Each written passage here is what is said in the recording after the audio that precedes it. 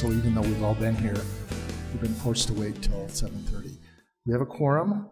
We're gonna make one change to the agenda, which I've talked about with the council members already. We're gonna put the youth swearing in ahead of the unscheduled public appearances, so that those of you that are here for that can leave as soon as you want to. We encourage you to stay the whole evening and enjoy it with us, but you might have better things to do. With that, I would ask Lily Templeasure to give us our opening prayer, after which Tate will lead us in the Pledge of Allegiance. Lily is our new mayor, and Tate is her vice. Our Heavenly Father, we're so grateful to be here this day. We're so grateful to live in this wonderful community, and please help the leaders of our community this night be able to make wise decisions and hear our residents, and we say these things in Jesus Christ. Amen. Amen.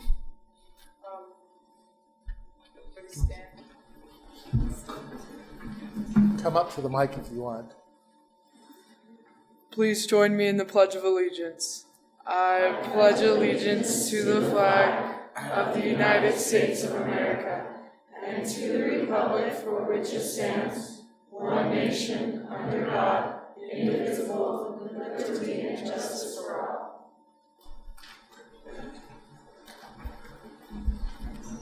Okay, Julie, I'll turn the time over to you. All right. Well, thank you for being here.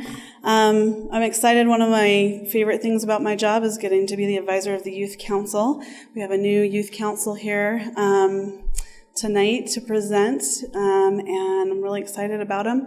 As some of, hopefully, you all know, and we restructured how Youth Council operates this year so that any youth who is willing to commit to the responsibilities are welcome to join our council.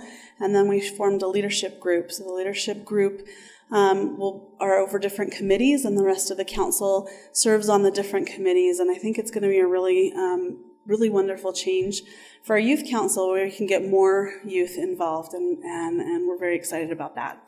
So we have 21 youth council members, and I'm going to call them up if they would just come stand form in front of the city council here. Julie, you may have already decided to do this, but if you could, when you announce their name, if they have a position, okay, that would be helpful. I will. Yes, I will. Thank you. All right. So, Julie, one other. I hate to interrupt. Sorry. Are you going to talk about any of the previous council members who were here, like the previous mayor? I wasn't, but I could. Could you recognize the previous mayor? I would love to. I will recognize. We have 2 previous mayors in our midst here that I can see. If there's others, please tell me. But our immediate past president is Miranda Muggelson, if she would stand.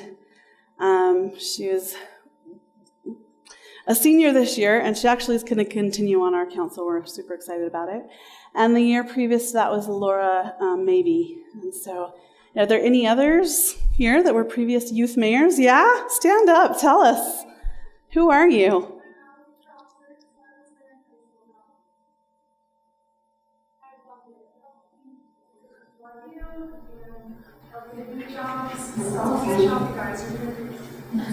Well, thank you for being here. Thank you.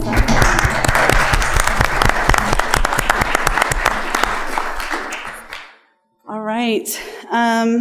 Our new youth mayor is Lily Templeasure. Tayton Godwin is our deputy mayor.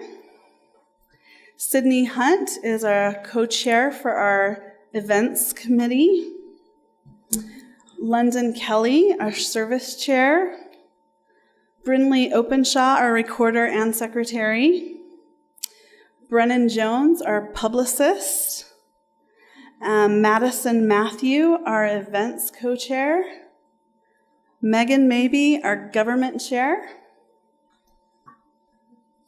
Miranda Muggelson, our junior advisor. She'll be serving for just half of the year because she graduates this year, so then she'll move on. But we're excited to have her continue to help guide us.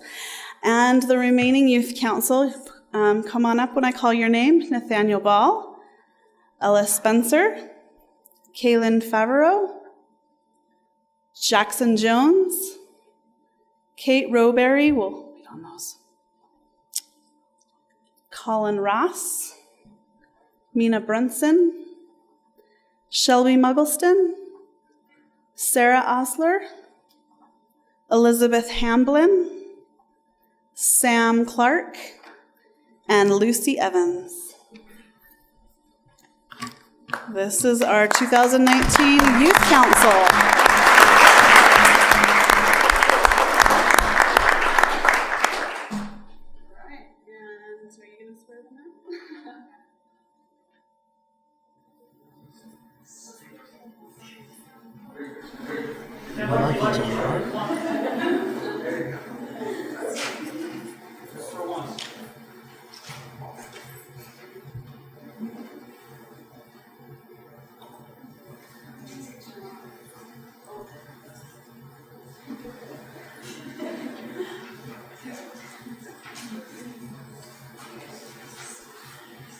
Alright, guys, congratulations. I'm so proud of you for being part of this group. What an experience you're going to have.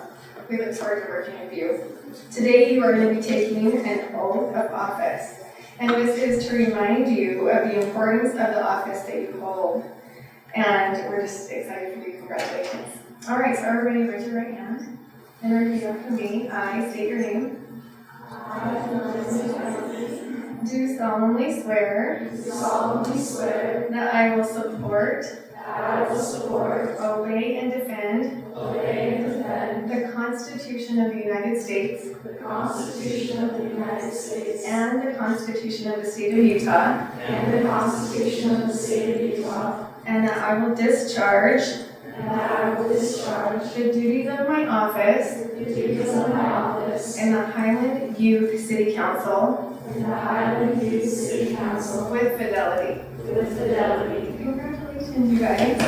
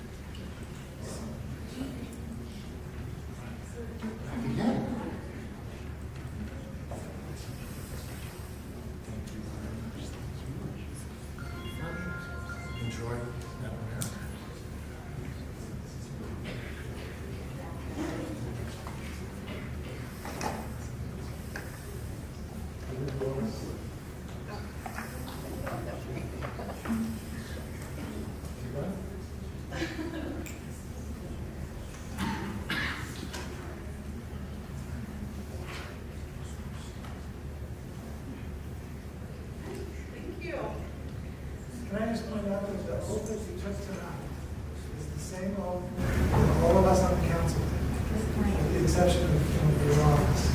But it's the same exact oath. So it is important that you leave it. So I'm going to figure that one good.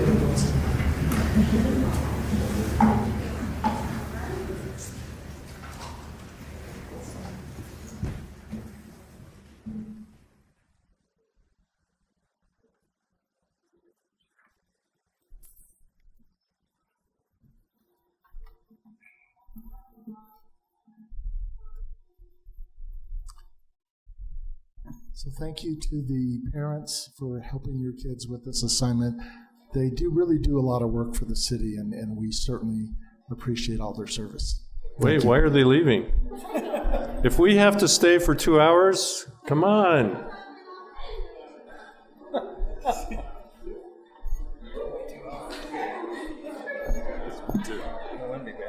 That's positive thinking. Hopefully. Well, it could very well be.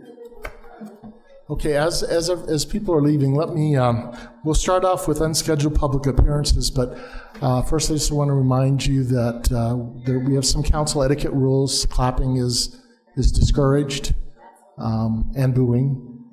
It intimidates people of the opposite persuasion from making comments, so we appreciate that. We would also appreciate it if you have a comment that you wait until the agenda item comes up to make your comment. We'll allow those after staff does a report before each action item, and I will, if there's any input, I'll welcome that after the staff report. Occasionally, people misunderstand what we're deciding on, so listening to the staff report can help shape your comments sometimes. So that's a good thing to do. So if you have comments other than what's on the agenda, feel free to come up and take 3 minutes. We won't kick you off if you go 3:10. We might, if it's 10 minutes, you'll be asked to be briefer than that. But we try and keep it to 3 minutes. So if you have something not on the agenda that you want to talk about, come on up, state your name so we know who you are. That helps the people that do the minutes. All right. My name is Jim Broussard. I live in Highland, 10427 North Hidden Oak Drive. And I've written to the council and to the mayor a couple of times about the Mountain Ridge Park and the pickleball facility in particular. I don't feel like Highland is a destination community for major tournament type venue, but pickleball is growing rapidly in the U.S. Alpine has 4 courts. American Fork has 6. A facility with 6, 8, or perhaps even 10 courts, I think, might be sensible and would not be nearly as expensive as the 24 or the 27 that I've heard proposed. So that's my thought. Okay, thank you. Anyone else? Hi, I'm Brandon Bachman. I live in Highland, in the Beacon Hill area. And for the last 10 years, we've been trying to promote the Beacon Hill Park. And we feel like with the Mountain Ridge Park, the sale of excess property, we would love to see a portion of that used to finish a park that's already been started. Because I believe the next time we have money is when you do another bond, and that could be a long time. So I'm just promoting that. I get it that there's an opportunity, but we already have an opportunity to help one park. So that's just my comments. Thank you very much, Brandon. And by the way, he put a lot of effort into getting Frisbee golf put in up there, and on their own initiative with their own funds, they've done that, and they're in the black now, I understand, but they did a really nice job. So he's one of the unsung Highland heroes in my mind. Thank you. I'm merely a Highland resident. Oh, so that's you haven't achieved hero status yet, is it? Yeah, I'm working on it. Okay. My name is Doug Turner, and my address is 5907 West Timber Ridge Lane in the Beacon Hills area. And I'm just here to ditto my friend and neighbor. We moved here about 2.5 years ago from the East Coast, and the first time I drove up into that neighborhood, I saw the park and thought, wow, a new park. It's not quite done, but it's brand new. And then I was told that it's been 10 years since its inception, and I think it's just time to finish it. And in consideration of the funding for the other park, great. I love parks. It just feels like we ought to finish what we start before we get going on something else. So thank you for the time. You're very welcome.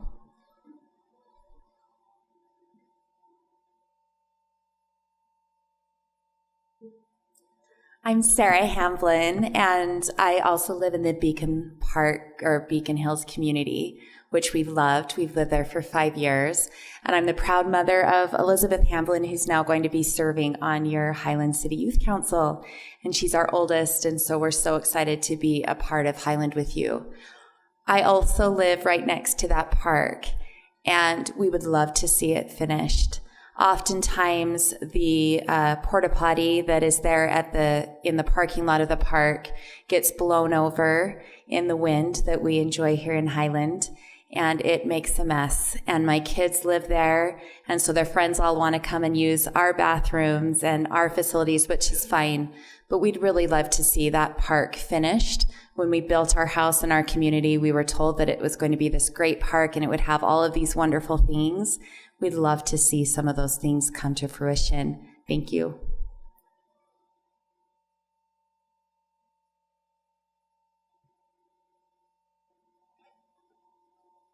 My name's Jean Carter, and I also live in the Beacon Hills area. We've lived there for 10 years. We were about the fourth or fifth house that was built. And during all that time, we were waiting for the park to be done. We were also paying the $20 a month for the green space, which were told was for the park.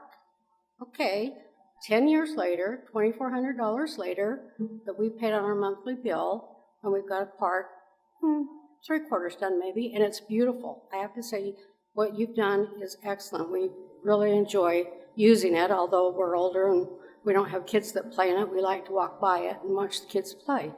But we would really like to see the park finished before you spend money somewhere else. And while I'm on that subject, it's probably a sore subject, but for heaven's sakes, we're paying an extra $20 a month for roads, and now you're going to spend money on a park while we're still paying for the roads. And I know it's only going to be supposedly for 4 or 5 years, but I'll bet in 4 or 5 years that $20 that we pay for the roads does not go away.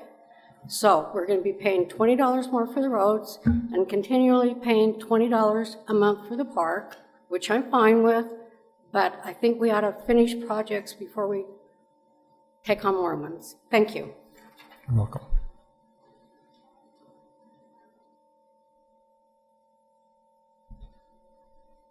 So my name's Thomas Ritchie. I recently moved into Beacon Hills as well. So my understanding, so my dad was actually the mayor when Beacon Hills was completed. And he was the one that he said he gave the $1.5 million it cost to build that park and complete it. And with the understanding that when more funds came available, they would be put towards finishing that park. And so I think it was an obligation that you guys put on yourself that you said you'd finish it. So I'd like to see that finished. I'm also a little bit concerned about the pickleball. I think pickleball's great. I love the sport. I hear you guys are modeling it kind of after St. George. I don't know anywhere in St. George where there's 25 pickleball courts in one area. I'm also a little concerned about, up here north, we get 6 to 9 months on the pickleball.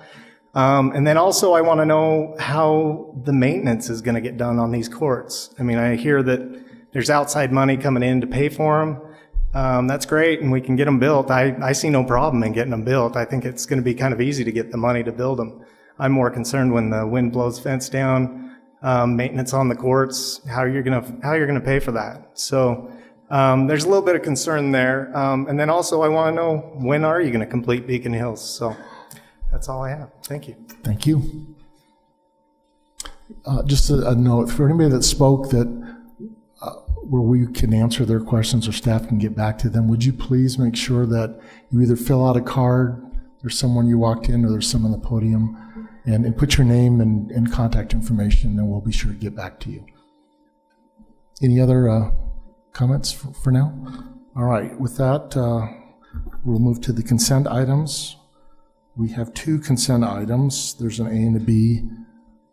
Anybody want to pull something? Mayor, if possible, I'd like to pull the meetings from item A for December 4th. Okay. I'll second that. All right.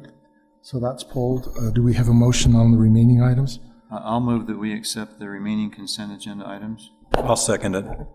It's been moved and seconded to accept all the consent items except for the council meeting minutes from December 4th. Can I also add that there'd be, to the amendments to the December 17th, there were some amendments that I believe that haven't been corrected yet, so they're corrected amendments from also December 17th that have been provided to the recorder. And did you make those changes already? Yes? Okay, so those changes have been made, and they'll be incorporated in that.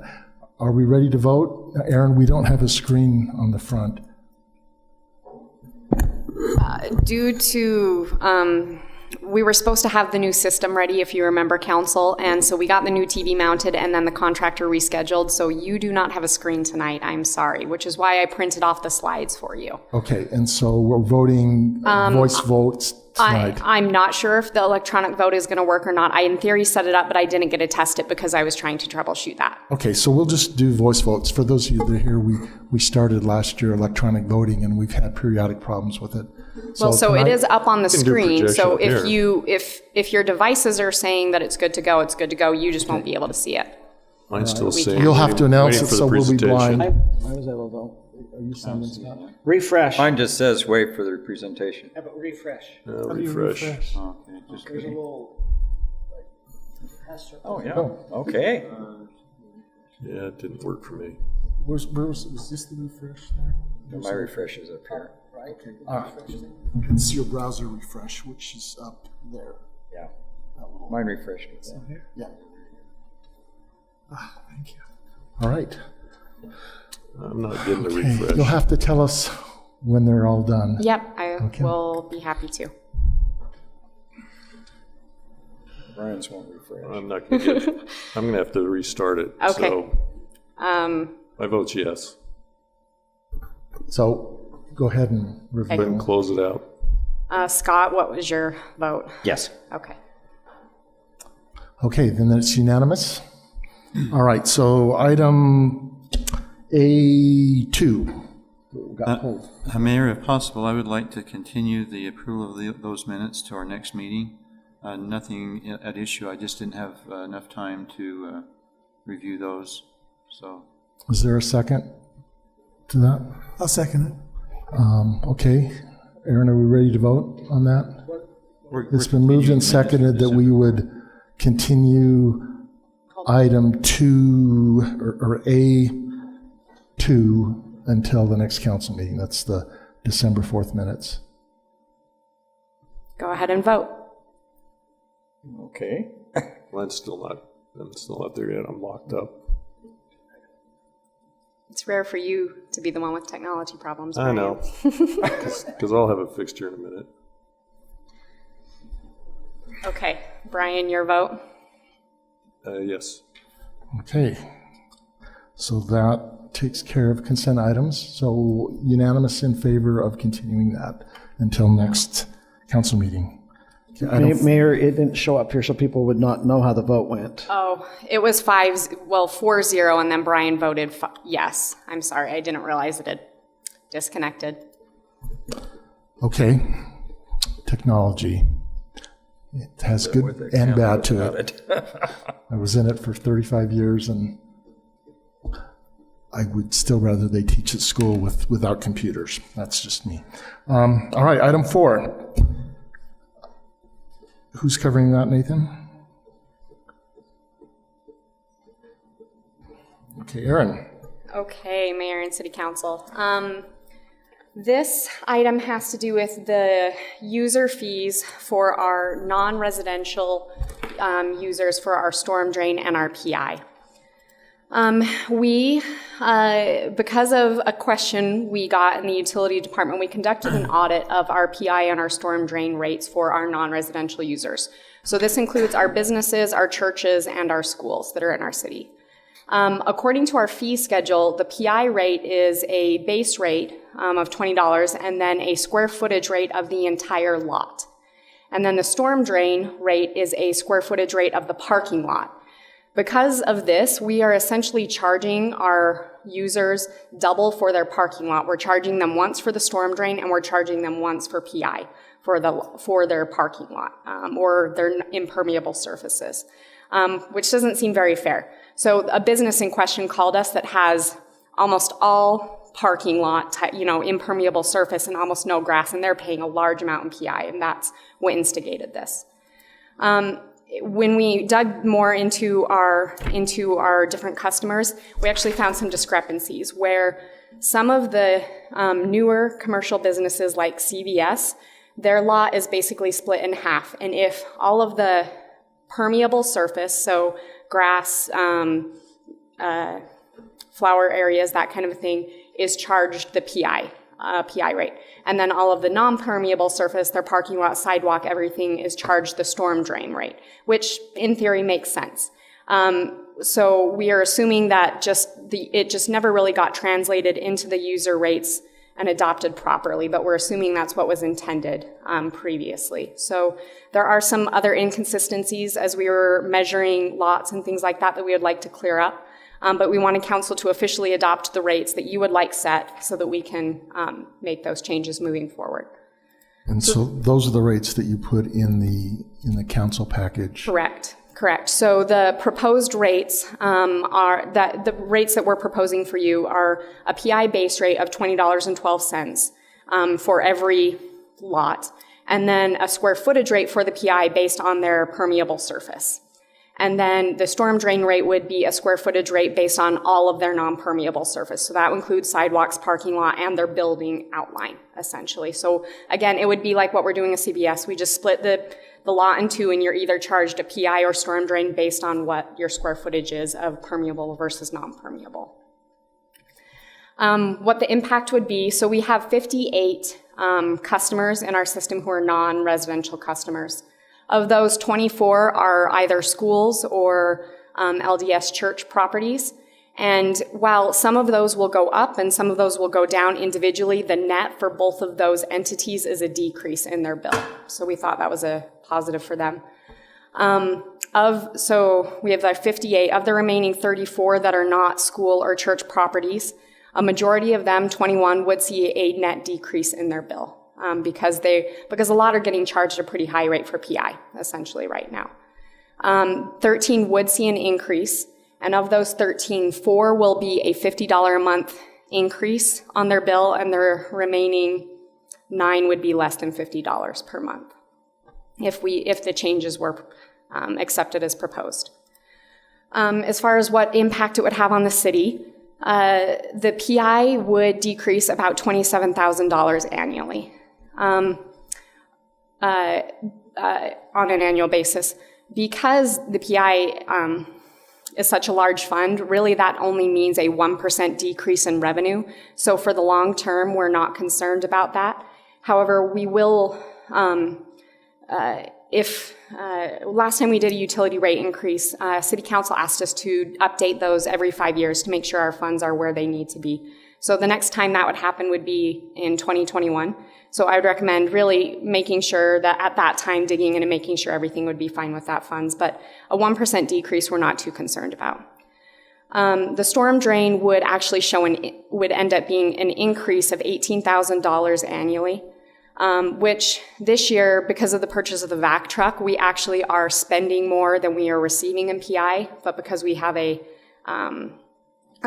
storm drain, thank you. But because we have some reserves in there, we're able to cover that. But this would, again, just kind of help us cover the overspending that we're doing out of that fund this year. But again, I would recommend that both of these changes really be looked at when we do a utility rate update. But in the meantime, we don't feel like they're going to be that big of an impact to the funds. Okay, any comment from the audience? From residents? Okay, council? Discussion? Just real quick, part of the reason we know that we're going to overspend in some of these accounts, we raise the funds knowing that over this time period, we're going to get the right amount of cash, but we may spend more in 1 year and less in another and during that whole time period. So the thought here is we want to make sure that each one of these funds are paying for itself. With the 1% decrease, are we still going to meet all the obligations that we have?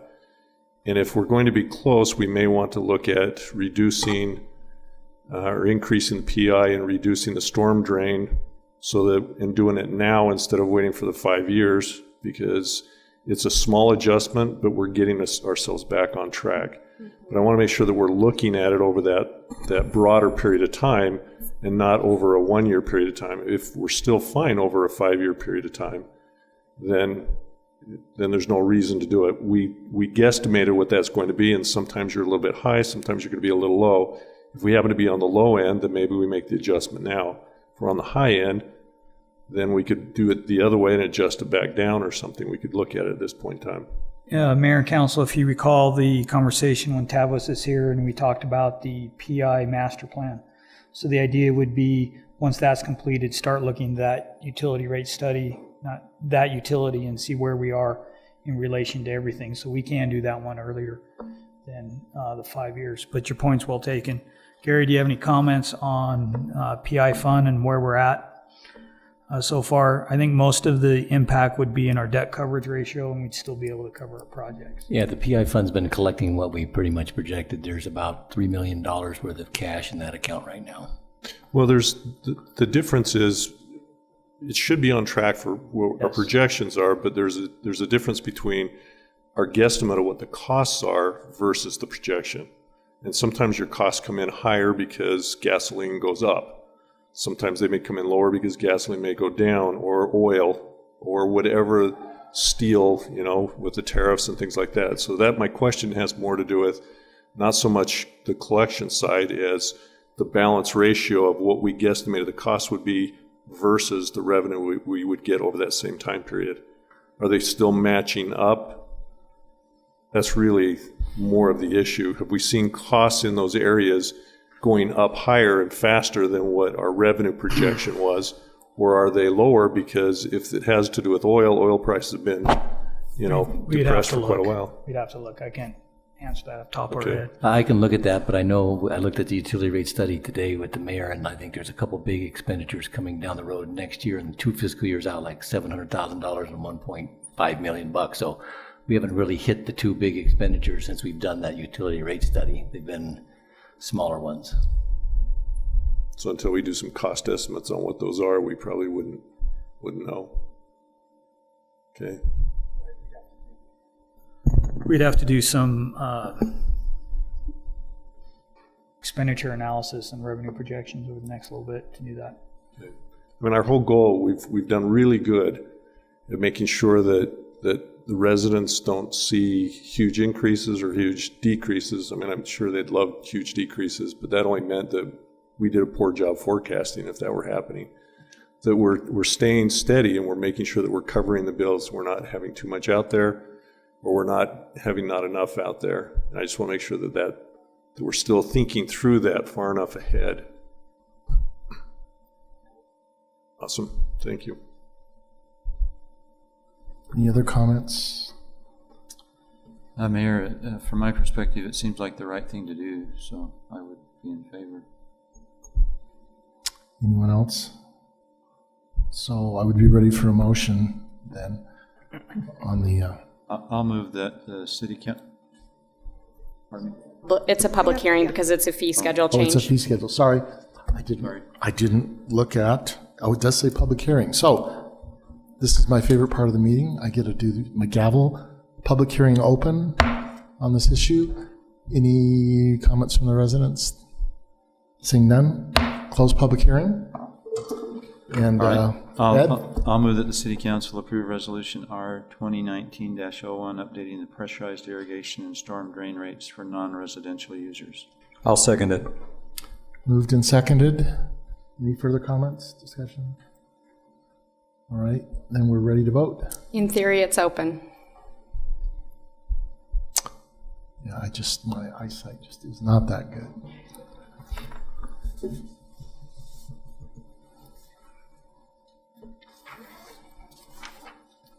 I'm gonna have to vote because it came off.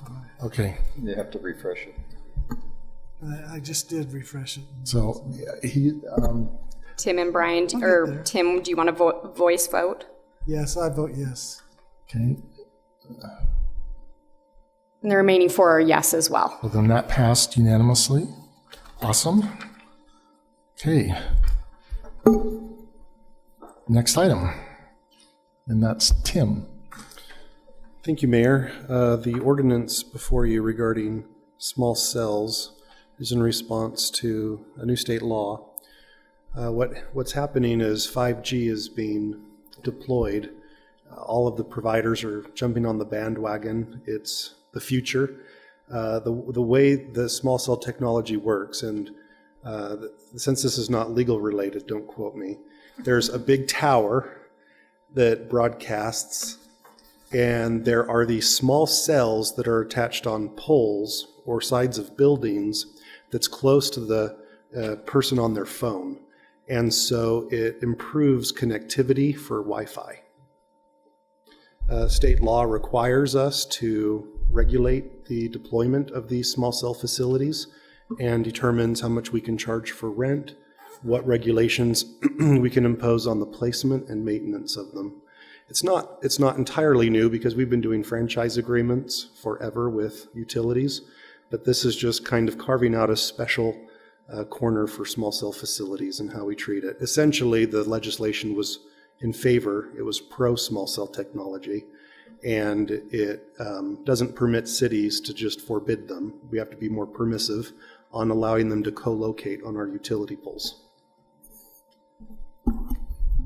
And so what you drafted complies with state law and is similar to? Correct. In drafting this, I looked at resources from the Utah League of Cities and Towns.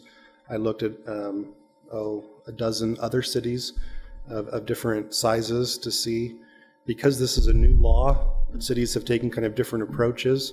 And so I took the best of what I found, then tweaked it for Highland. Tim, I just have one comment. This is probably one of the longest ordinances I've seen for such a small item.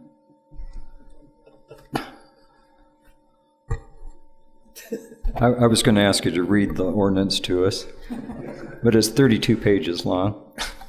But it was well written. I was impressed. So, and the philosophy behind this, some cities like Salt Lake are implementing a lot of these terms through a franchise agreement. I believe that when a provider comes to the city, I don't want this to be a negotiation and reinventing the wheel every time a provider comes. So I wanted it to be adopted by ordinance, and then the template franchise agreement will largely conform with what's here. So the Utah League of City and Towns has been addressing this now for 2 years, and we're kind of on the leading edge, but we're not the leading edge. So several other states have already enacted some of these ordinances, and the league pulled together the best of the best out there and put together a proposal for the state to pass as a law, so that we're not, many of these companies want to begin putting these in place in Utah, and because we didn't have anything in place, they felt like that they couldn't move forward or they would force it, and we feel like we need to be ahead of that before they started coming in. So that's the reason for doing this. They haven't actually approached us, but we know they will be coming, and they'll be coming in droves, as in lots of these boxes. There's only a couple companies that will do it, but when they come in, they will want to put it on every post, every tree, everything. And so this is to help control and give them clarity on what they can and can't do in all the cities. It's pretty consistent with all the cities in what they generally can do and what they generally can't do. And so if you're wondering why we're passing it before anybody's approached us, it's because when they come in, they will want to identify everywhere they can and begin laying out the cities, and they're going to want to move fast because this is actually a great benefit to residents. If you've ever gone through a cell deprivation area around your home or driving through a city or anything like that, you will have impeccable coverage in a city. And when we go to 5G, you're going to feel it. You're going to be able to have all the speed that you'll ever want in cities. And so in big urban areas, you'll have really, really good reception.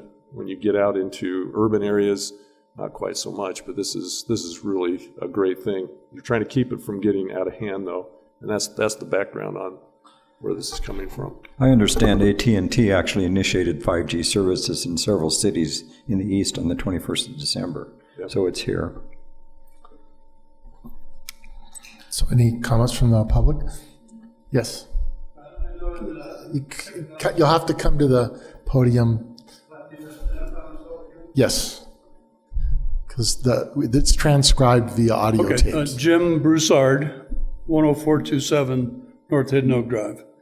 I know in Hidden Oaks, we have virtually no signal, cell phone signal, because it drops down in that little valley. So all of us have to have boosters in our house to make phone calls on Wi-Fi. So that this technology would really help us there. It's the same concept as a booster. Yeah. Thank you. Perfect, thank you. Discussion, council? Any other comments? And one thing, just so you know, when they bring this in, they will be on SR 92, where we'll be hit the most, and on County Boulevard.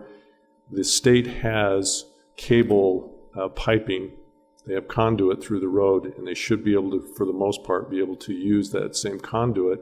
So we're not going to see our main roads torn up. If they have to go into some of the back roads, then they'll use the burrowing technology that they have, and it'll have a bigger impact on residents. But for the most part, on our main roads, they'll be able to bring it in, and it'll be really quite clean. We're quite lucky to have that new road. You ready for a motion? I'd Yes. be happy to make the motion that the council approve the ordinance to regulate small cell installations and maintenance. I'll second it. And moved and seconded. Ready to vote? It just disconnected. Okay, so we will do this manually. This is We need gonna be 5G. This will be a roll call. So Brian? Yes. Scott? Yes. Tim? Yes. Ed? Yes. Kurt? Yes. Unanimous. All right. Next item. Approval of the final master plan for Mountain Ridge Park. Nathan? Okay, Mayor, I want to give, oh, there we go. We're off and running. That failed? Oh, I'm just kidding. All right, next, I don't have the clicker. Is this on? Power, okay. Oops. Okay, here we go. Just as a matter of introduction and reminder, in this particular process, staff role is to provide the best information that we can to the city council as it relates to the decisions that are to be made. Our staff's role is to implement whatever the decision the council makes. We don't have a dog in the fight per se, but we do try to give you the best information that we can. The council, part of your responsibility is to understand the issue and make the best decision that you can for all residents of Highland. One of the questions we may have is, why are we here this evening?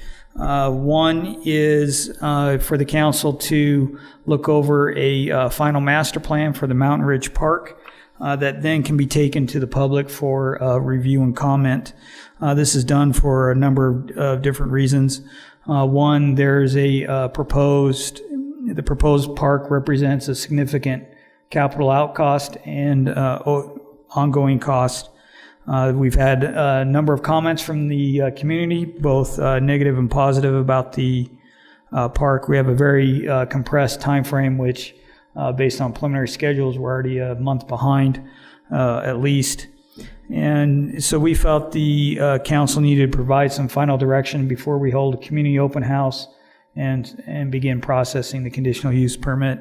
The preliminary schedule for those would be later this month and then into February for the conditional use permit. So just some background on the park. The city did purchase the property in 2008.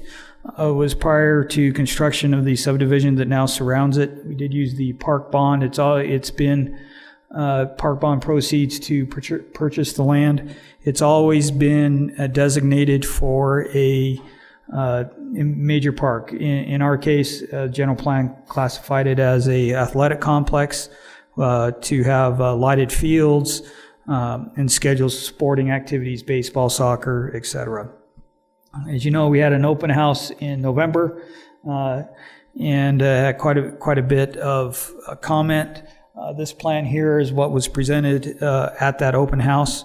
Since that time, we've looked at comments, had a bunch of meetings and discussions, and developed a new master plan that's shown before you now.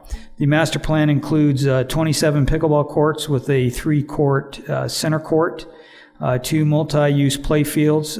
They've been placed, you'll notice they've been placed between residents on the south and the pickleball courts. and all accessible playground, large pavilion and restroom building, our Parks Department operation and maintenance building proposed on the west side has a loop parking path and does include 180 parking spaces with it. Okay, so before we go on, I think this graphic is a good reminder of where we're at. We're looking at cost estimates based on what we know as of January 8th, 2019. So please remember that they are estimates. They are going to fluctuate based on final design, based on a number of different things. I just ask you to keep that in mind as we go through these costs, as we talk about construction and maintenance costs. So in looking at the design, we've split it up by elements. We have our parking element, which also would include the improvements, off-site improvements, meaning improvements to 10400 North, et cetera. That's just under $1 million at $981,000. The pickleball concept, which is, again includes the 27 courts, the big ramada and restroom facility is part of that, a donor area, et cetera. If you include lighting and shade canopies in the sound system, everything that's been requested to go with those, the bill is just about $3 million, just over $3 million for that, for those 27 courts. We look at Eastfield is about $670,000. Westfield is $732,000. The difference primarily is the size. Westfield is a little bit bigger. We have a playground with a budget of $811,000. That's because it's an all-accessible area, and it requires some very specific things with that. One of them being you have to have a poured-in-place rubber surface for accessibility, for wheelchair accessibility. So the costs go up with that. The other thing I'll mention is the cost for the pavilion. It's envisioned to be much bigger and grandeur, I guess is a better word. So we have quite a substantial budget for that, as was requested. So that was part of the pickleball? Yes, sir. Okay.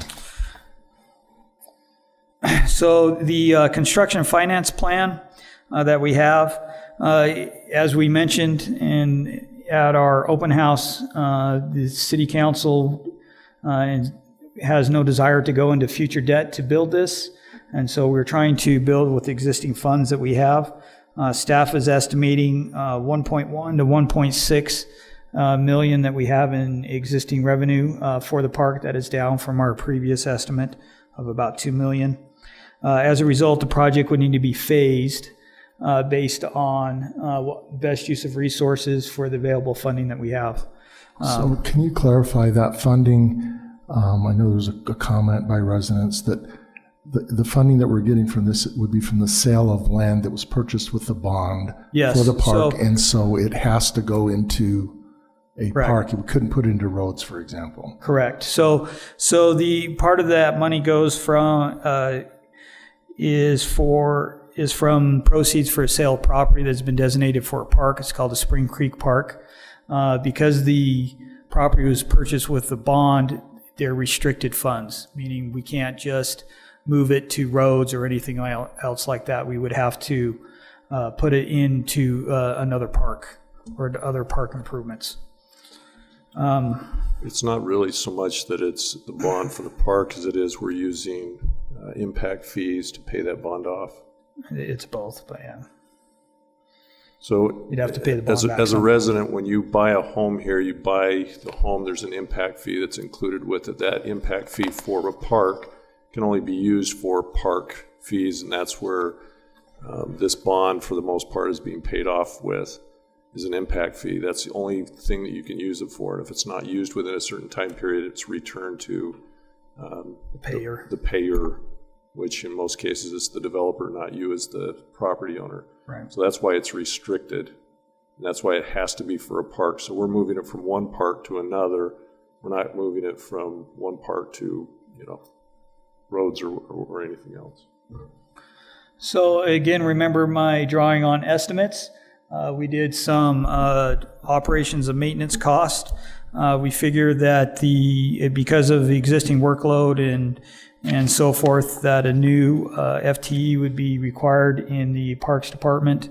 The cost would be between $50,000 to $55,000 annually. That does include benefits.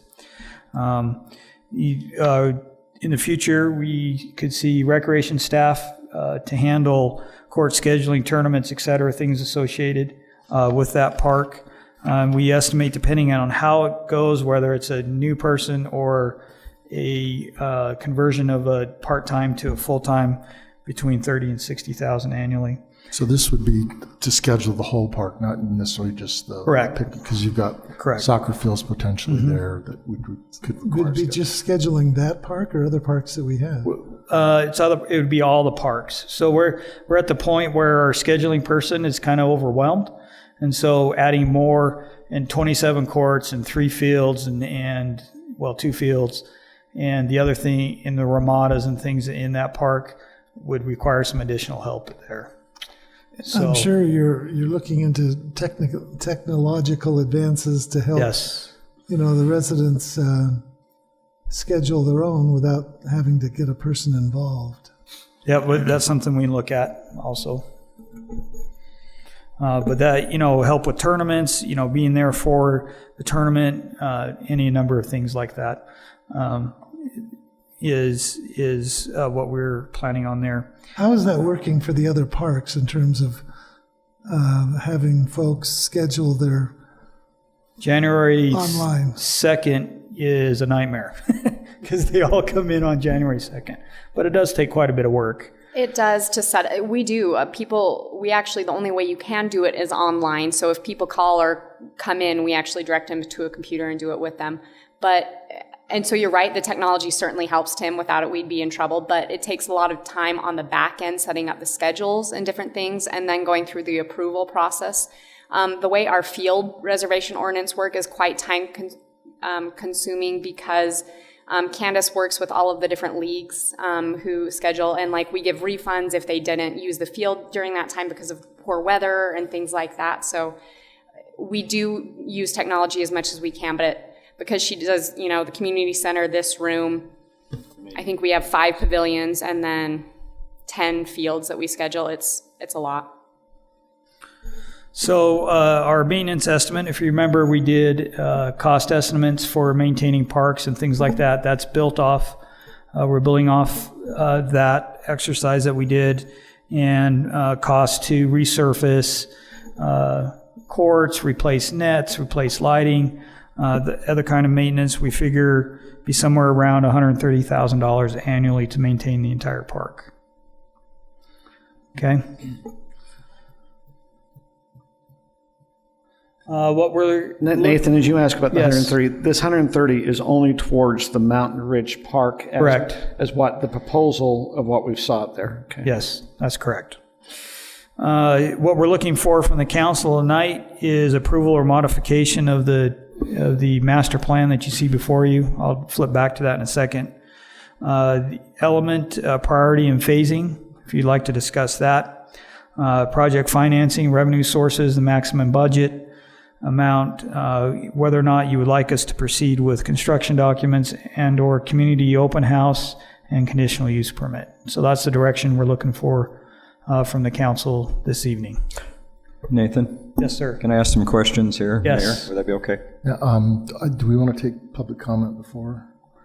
Up to you. So is this listed as a public hearing too? Well, it's not, but we offer that at the agenda items. But why don't you ask your questions? Yeah, can I ask my questions first? Because I didn't know if it was a public hearing or not, because I didn't see that. Just 2 or 3 things. When I grew up, the popular sports, were football, basketball, baseball, and a lot of people were playing tennis, or seemed so. I played some tennis and things.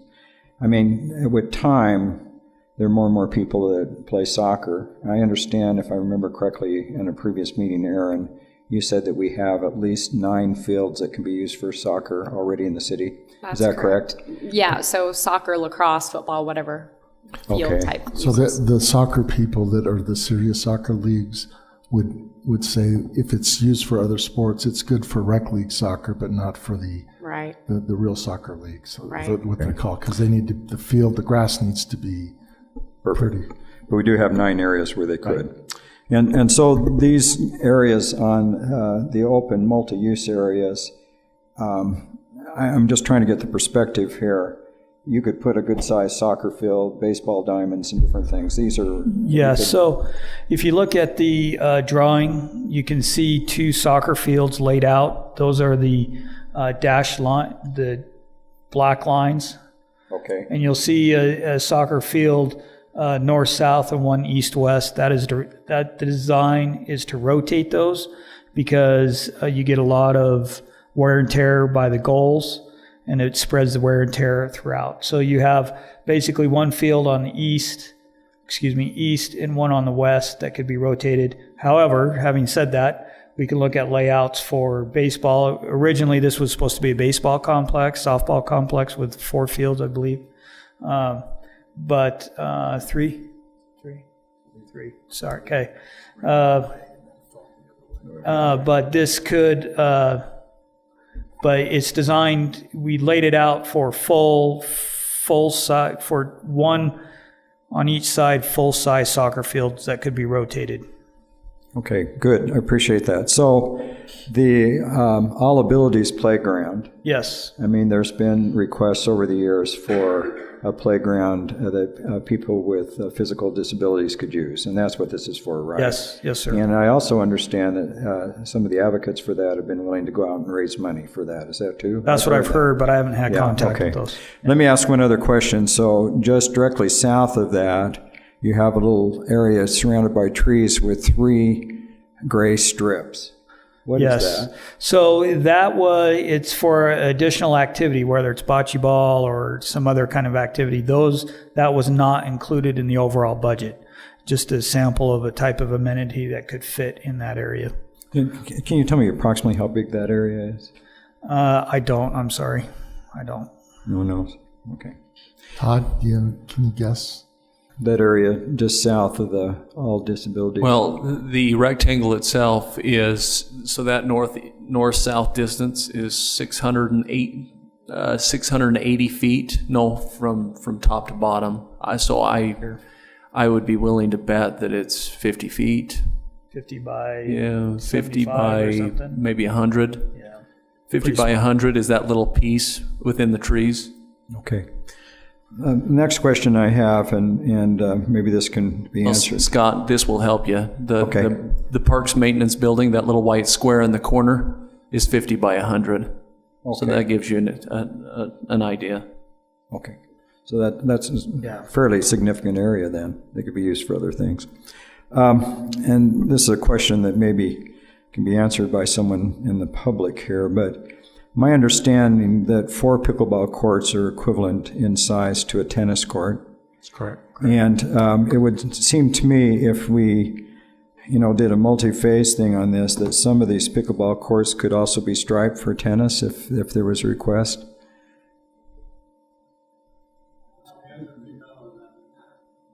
No, you would have to, the cement would physically accommodate it. But you have a special surface for the pickleball and you have a special surface for tennis, and they would not overlap. You'd have empty spaces they just had this between. tournament up in Alpine and they were using tennis courts. Correct. So you can use tennis courts for pickleball, but you can't use pickleball for tennis courts? Because the surface is covering the whole tennis court area. I'm not the expert. You guys ought to be coming up here.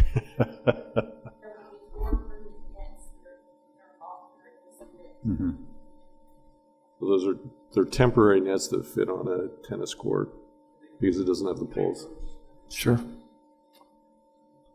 So, and we'll just let this, when you're done, we'll let anyone else that wants to comment on it. My name's Chris Thackeray, and I happen to be the pickleball ambassador for Alpine, and I organized the tournament, the Alpine Days tournament. And so the question was about the courts, and so with pickleball, You certainly can play on a tennis court, and you can set up courts, which we've done out there in the past.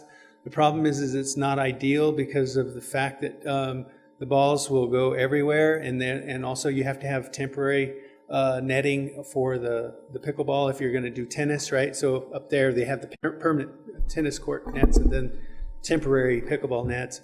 If you were to make your facility so that it's dedicated pickleball, you usually have fencing that surrounds each of the courts, right, at the level. And so in order to do that, you would have to remove the fences in order to accommodate for like tennis and restripe it. So it would be quite a bit of a change for that to make that happen. So you have the lower fence around the individual courts and a higher fence around the forecourt quad. Is that what the... Correct. And so, especially in the way that the rendering is showing, it's configured so that it's accommodating what would be considered, standard level of pickleball play, right? And especially, for events that you were hoping to be able to host. That said, Chris, you could, if for some reason, if you built this and then 10 years from now, pickleball just evaporates, you could take that fencing out and make it tennis, but that's a permanent change. Yeah, so currently, they're converting a lot of tennis courts. Orem's considering doing that right now. They have a proposal in front of their city council to take they're actually 2 courts of tennis courts, and they're converting those into 8 pickleball courts. And so, yes, you can repurpose them in that way. But the switching back and forth, unless you're... It's a permanent switch. It's not like overnight, one day this and the next day that. Yeah. Thanks. Any other comments from the audience on the pickleball? Or not just pickleball, but Mountain Ridge. The park. The park itself, the park as a whole. So these are comments. Yes, Kendall Zerman, live in the Mountain Ridge neighborhood. So I play pickleball. It's fun. My only comment is... my concern is the houses that are west and south of the park, and the concern that I have personally, and that many of us have had, is the amount of congestion, the traffic congestion, the noise congestion, and light congestion, pollution that would be in the area. So I think it'd be fun if there were less courts and it wasn't going to be such a congested traffic area. You already have Mountain Ridge Junior High that area is already really congested, and I don't know if the tournaments would be during the summer or in the fall. I'm not sure when those would be happening. So does that also apply to like soccer tournaments? You're concerned? Oh, absolutely. Yeah, I mean, already people are parking. It's a park in people general. are already parking where they're not really supposed to be parking, just for the soccer in the Mountain Ridge soccer fields. So it's it's very congested already. So I'm concerned, and I know that many of my neighbors are very concerned with the traffic congestion, the noise congestion, the light pollution that'll be there, because that's our backyards. And so I'm speaking for myself that I'm concerned about it. I don't know if it's already green light and it's already going forward, but that's my concern as a citizen behind this park. Thank you. Thank you.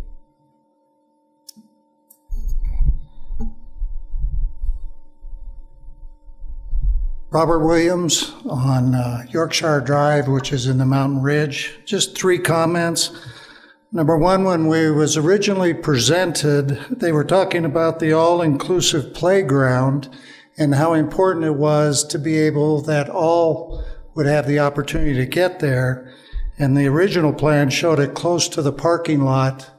If it's for all-inclusive, I'm looking and seeing how hard is it really going to be to get kids that maybe have some disabilities. They have to go through all that complex, and it's all the way through there. Is that really, of course, I also know someone said you don't want to get too close to the street because kids may run out there. But I'm also looking, you've got this big, beautiful park, so that's my first point. Is that really the best place to put an all-access playground all the way where you got to go through, and it's not easy to get there? Number 2, you got this big, beautiful park. You can't tell me there's no other facilities that you can put for parking, maintenance equipment than right next to a park. I'm sure the city might have some others that you can use monies to do that, and maybe that might be a better place for an all-access playground. And my third and final point is, I think it's extremely important that this council be absolutely transparent on, are you really looking at all the options? For instance, there was presented, from what I understand, a alternative site for the pickleball places. Has that been discussed? I don't hear any comment on that. And I think people want to know, has this decision already been made? Or is there really going to be an open house to where people will have additional comments? Because I get all the fact that you've got this pickleball tournament that wants to come in, and now all of a sudden it's all been crammed in a very condensed. But that's not what government is all about. It's about transparency. And I want to make sure this council fully understands that in today's environment, we need complete transparency. And if deals are already made, then just own up to it and let us know, and then we can address the things that we need to address. Thank you very much. I know this is a tough decision. Thank you.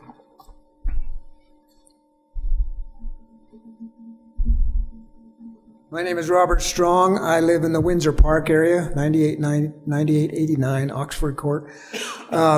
I came to that other meeting that we had in the beginning where we talked about the layout of the park. We had all those little Poster boards around the hall, and we stuck our little stickers as to what we'd like to see in this park. And there was a lot of interest, especially from us senior citizens, about a bocce ball court or a series of bocce ball courts.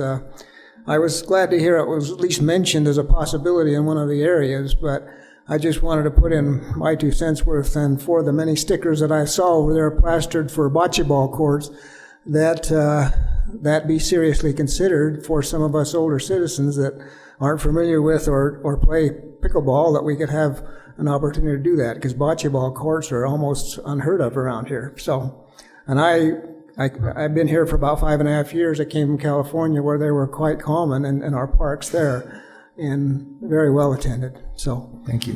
My 2 cents for the bocce ball. Can I ask a question? I have no clue what bocce ball is.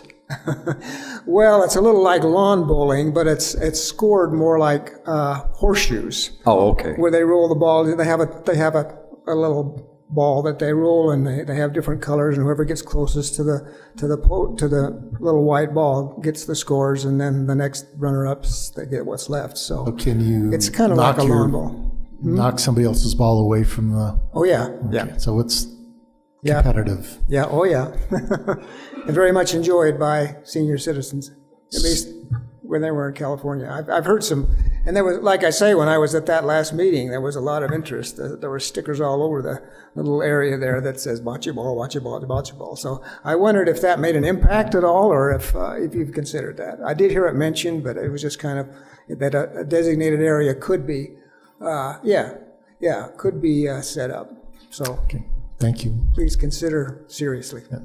Can I just put a plug in in February in your utility bill, there'll be a survey form, our annual city survey. In there will be a section about park amenities in general for parks in the city.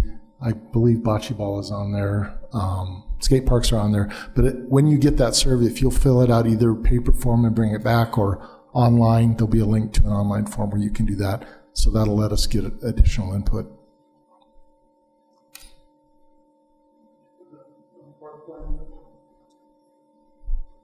Jim Broussard on Hidden Oaks. Just wanted to see the plan before. To clarify one of the previous speakers, a pickleball court is 880 square feet, not counting the apron. So it's really about 3 of those courts would make up a full-size tennis court with an apron around it. So it's about a 3-to-1 ratio. In this sketch here, is the top, is that 10,400? Yes. Okay. So that, I think someone else expressed concern about the pickleball courts being close to the neighborhood, but there actually would be on 10,400 away from the home. So that's a good thing, but I just wanted to clarify that. Okay. Thanks. Any other comments? You You guys mentioned that, oh, sorry, Thomas Ritchie. Do I need to say that? Yes. So this is going to be a phased-in approach? The plan was we will build what we can afford. Okay. And so, do you know how long it's going to take or to get the thing completed? I have no idea. It's not a matter of, if we have the money, you could be done in this year. Well, I'd bring your attention to that. I mean, you're it creating is a another matter of incomplete funding. park. Yeah, you're doing another incomplete park in Highland. I just make you aware of that. Yes. So, and we did allocate additional, we allocated on the sale of the land 60% to this project. Right. Which means the other 40% can be used to finish up other things. And also you're saying that the current fields that we have are not good enough for even the super leagues, the soccer fields. That's my understanding. There's some other issues there that we need to address as well. So that's all I have.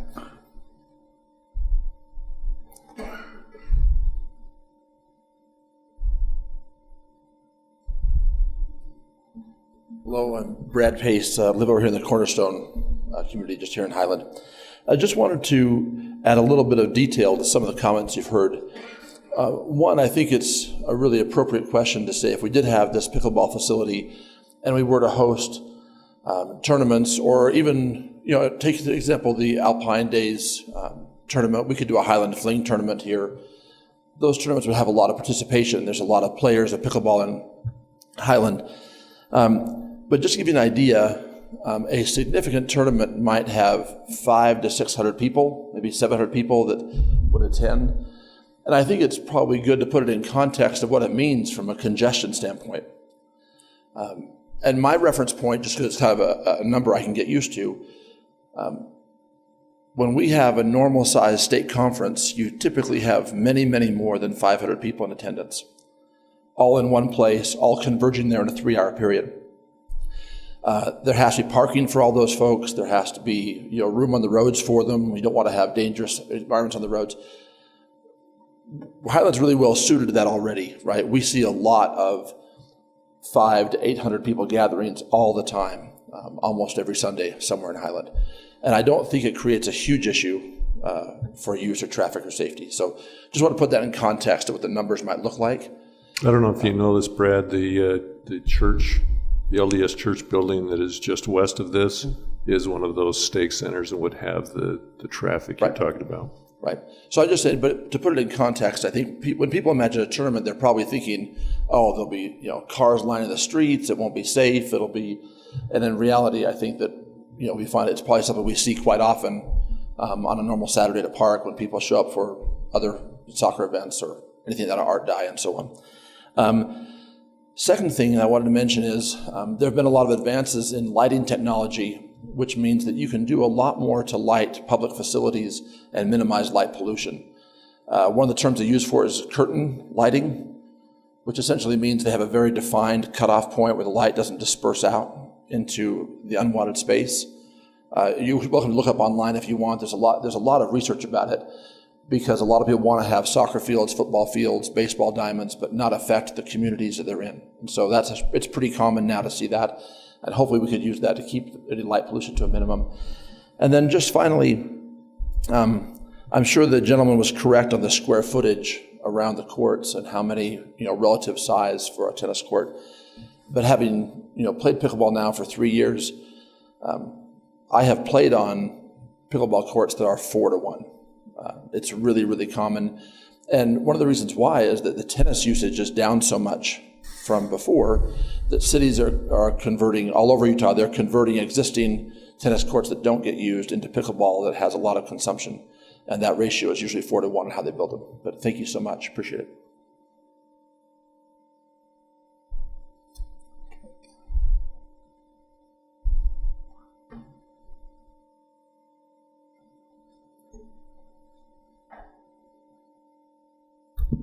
Tim Alders, Mystic Cove. I didn't even know about this park, but I've suffered some medical issues over the last year. My whole thing is for those who know me, I'm a small government type guy, and they want bocce ball. I'd love a dog park. Heck, I'd love a theater. But when does government stop having other people fund entertainment for other people?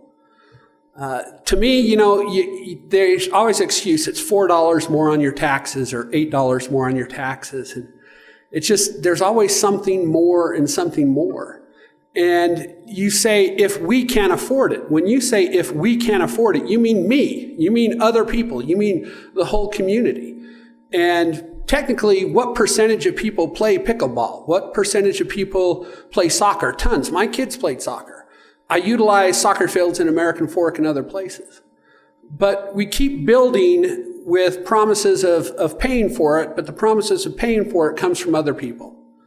I have a great yard. If my neighbors want a pickleball court, you know, I'll let you use it, go build it, pay for it, play pickleball there all you want. But government has to remember that it represents everybody and not a 5% or 10% or 15% who want a pickleball court. It's like I said, if everybody gets what they want in there, well, if they're going to get what they want, then I want my dog park. And he wants his bocce ball court, and we want the disability park. How do we pay for it? How do we fund it? How do we maintain it? There has to be a time when government says no.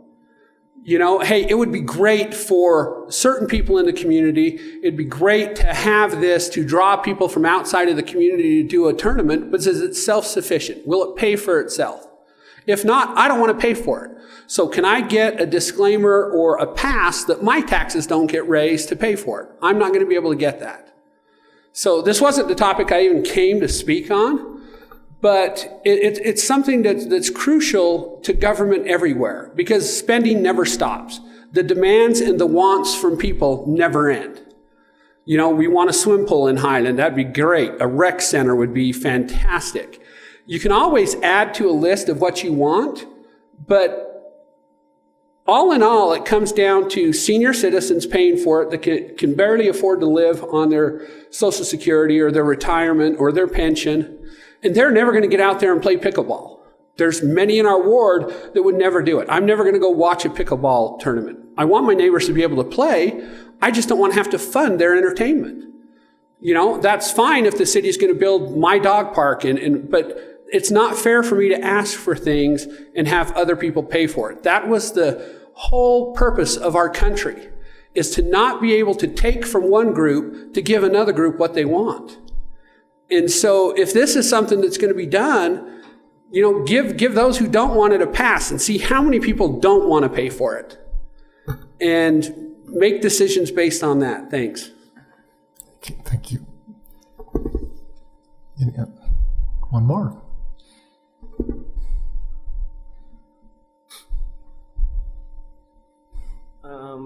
Corey Wilkinson, Yorkshire Circle, so right by the park. One of the things that when we moved to Highland that we enjoyed was the community, the small town atmosphere, the lack of all the commercial, let's bring as many people in. And you said that, Mayor, when I talked to you before, you said this park was set up for baseball fields or recreational fields. Recreational fields to me are for the community. They're for the children or teens, adults to recreate. The park that you are putting before us isn't for the community, isn't for the betterment of us, is for other people. And when those people don't come in a year or 2 years, that cost and burden falls to us. We don't have enough money to pay for roads. We don't have enough money to pay for sidewalks. We don't have enough money for all these other things that are a better use of our money for the community. But we're going to go and build a park for someone else to hopefully sustain itself and maybe have a little bit of money left over. We're going to do it in a phase because we can't afford the rest of it. That doesn't make sense to me, to build something when we know we don't have the money for it, when we know we don't have the need for it for our community. Thank you. Any other? No?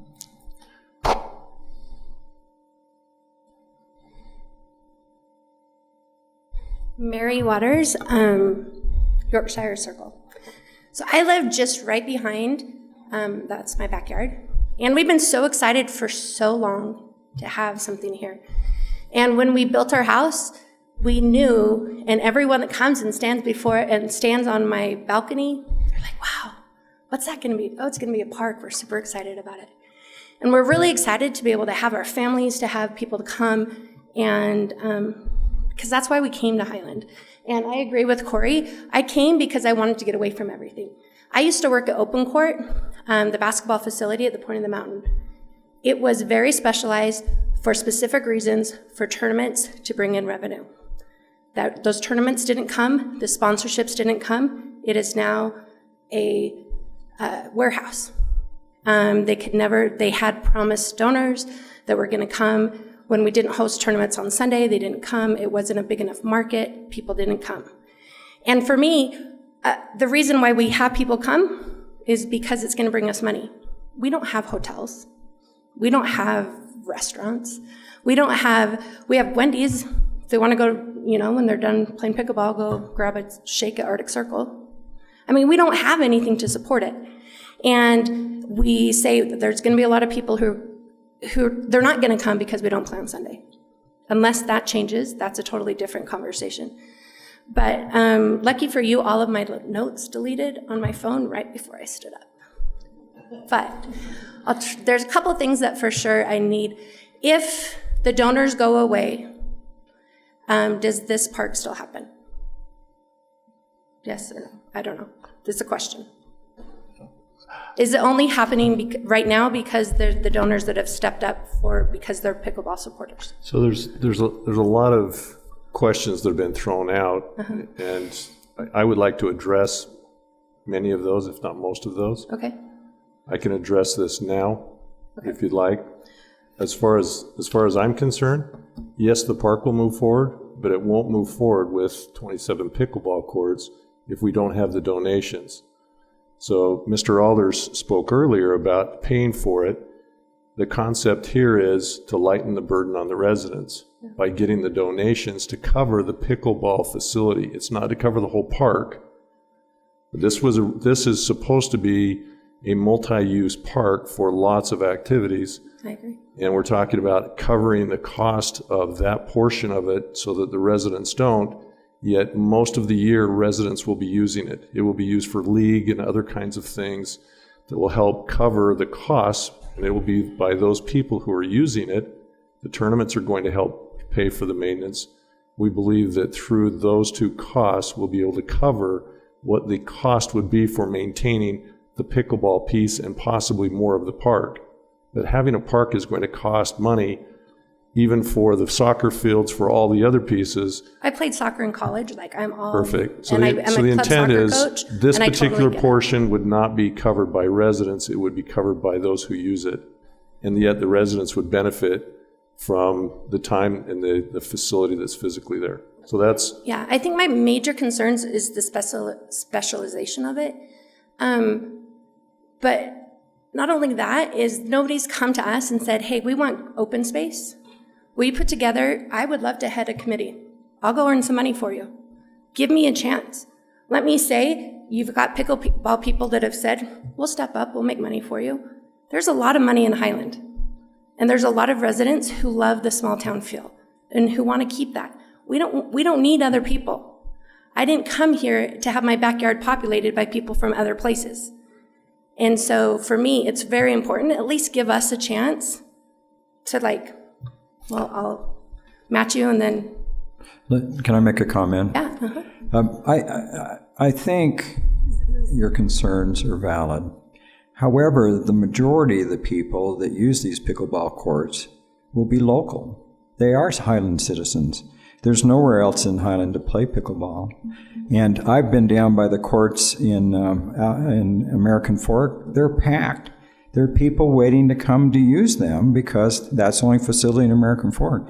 Same up in Alpine. There will be a lot of people from the citizens to use the pickleball courts. I've been in the summer. They'll be used all summer long, probably into the fall, early spring. And it'll be local citizens. So it benefits the citizens. Sometimes. Yeah, but you'll have some people that come for the tournaments now, but they're not going to have a tournament every week. Well, at least once a month. That's what I was told. No. When we were here last time. That's not what we have to say. Four tournaments, and it's open for 4 months.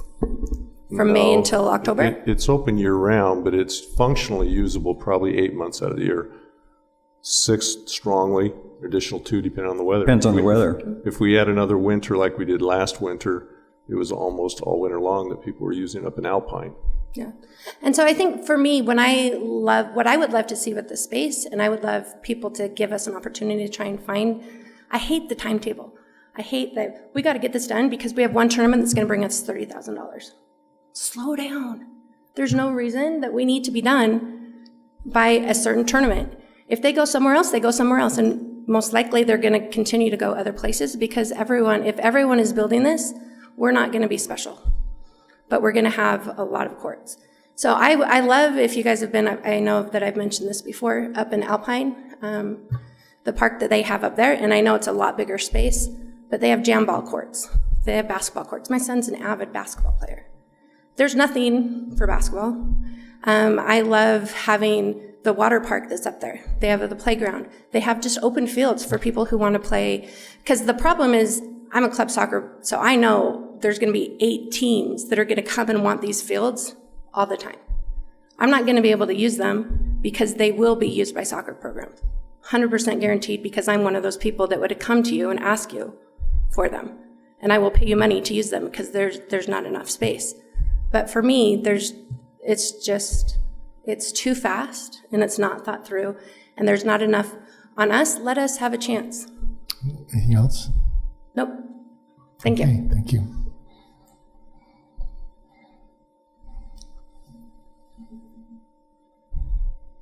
Lorna Reed, Highland, Utah. I guess I'm the grandmother of this group. I've lived here for 22 years. So for 22 years, we've anticipated a park that my kids could play in. They're all grown. They're gone. No park. They do come back and play in Alpine and play pickleball. They come to the church and play pickleball. I'm one of the people who actually was here and voted for the parks to be created. I was one of those people. I've been paying on them ever since. And I've never had a green space in my subdivision, ever. I've never had a green space close enough that had any kind of a place where my kids could play in the entire time that they were growing up here. Yet I have paid for the park for as long as they've had a park bond. I've been paying on it. So I believe I have a dog in the hunt. So I play pickleball. I'm part of the reason why this is happening. When we first initially decided to do this, we thought maybe we would do 8 courts. And then we realized that Highland is the kind of, because of the government of Highland and because of the way the people who live here, there's not a lot of money to keep up 8 courts. And you can see that in different places. That's just not part of what we do here. So we realized there has to be some fashion that these courts have to be kept up and still fulfill the purpose of having people play pickleball. The magic number is 27. The magic number is 27 because it pays for the maintenance of the courts. It helps pay for the courts. And nobody's asking for taxes to be raised. Nobody's asking for additional money to be made. We're offering to help finance the 27 courts. And we're offering to do the hard work, which I have taken at least 30 hours a week for an entire year to make sure that these pay for themselves and that people, that it fulfills the purpose that it was meant for. Now, we can argue about really what the park should be used for, but we're the ones who did actually step up. We're the ones who actually have done the hard work, and it is hard work. You guys know it because I've been here every city council meeting for I don't know how long, and I stand up here and answer questions, and I talk to people who have money in this city. When they see me coming, turn around and walk the other way because they know I'm asking them for money. So anybody who's willing to do that, there are lots of space right there that can be anything, do it. Do it. Do what I did. Convince these men that it's something that the 2,500 to 3,000 people in Highland who play pickleball will benefit from. Maybe they'll benefit from something else. I think I'll learn bocce ball. But, you know, all I can say is if you're willing to do it, then do it. There's lots of land right there.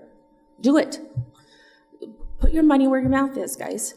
And really what you need to do is say 2,500 to 3,000 people playing pickleball in our community, they are worth something. And all of those businesses, and I've heard this said before, the businesses that, you know, the Myers or whatever, we don't have that many businesses. But those are the businesses that we do have in Highland. Those are the businesses that you guys represent.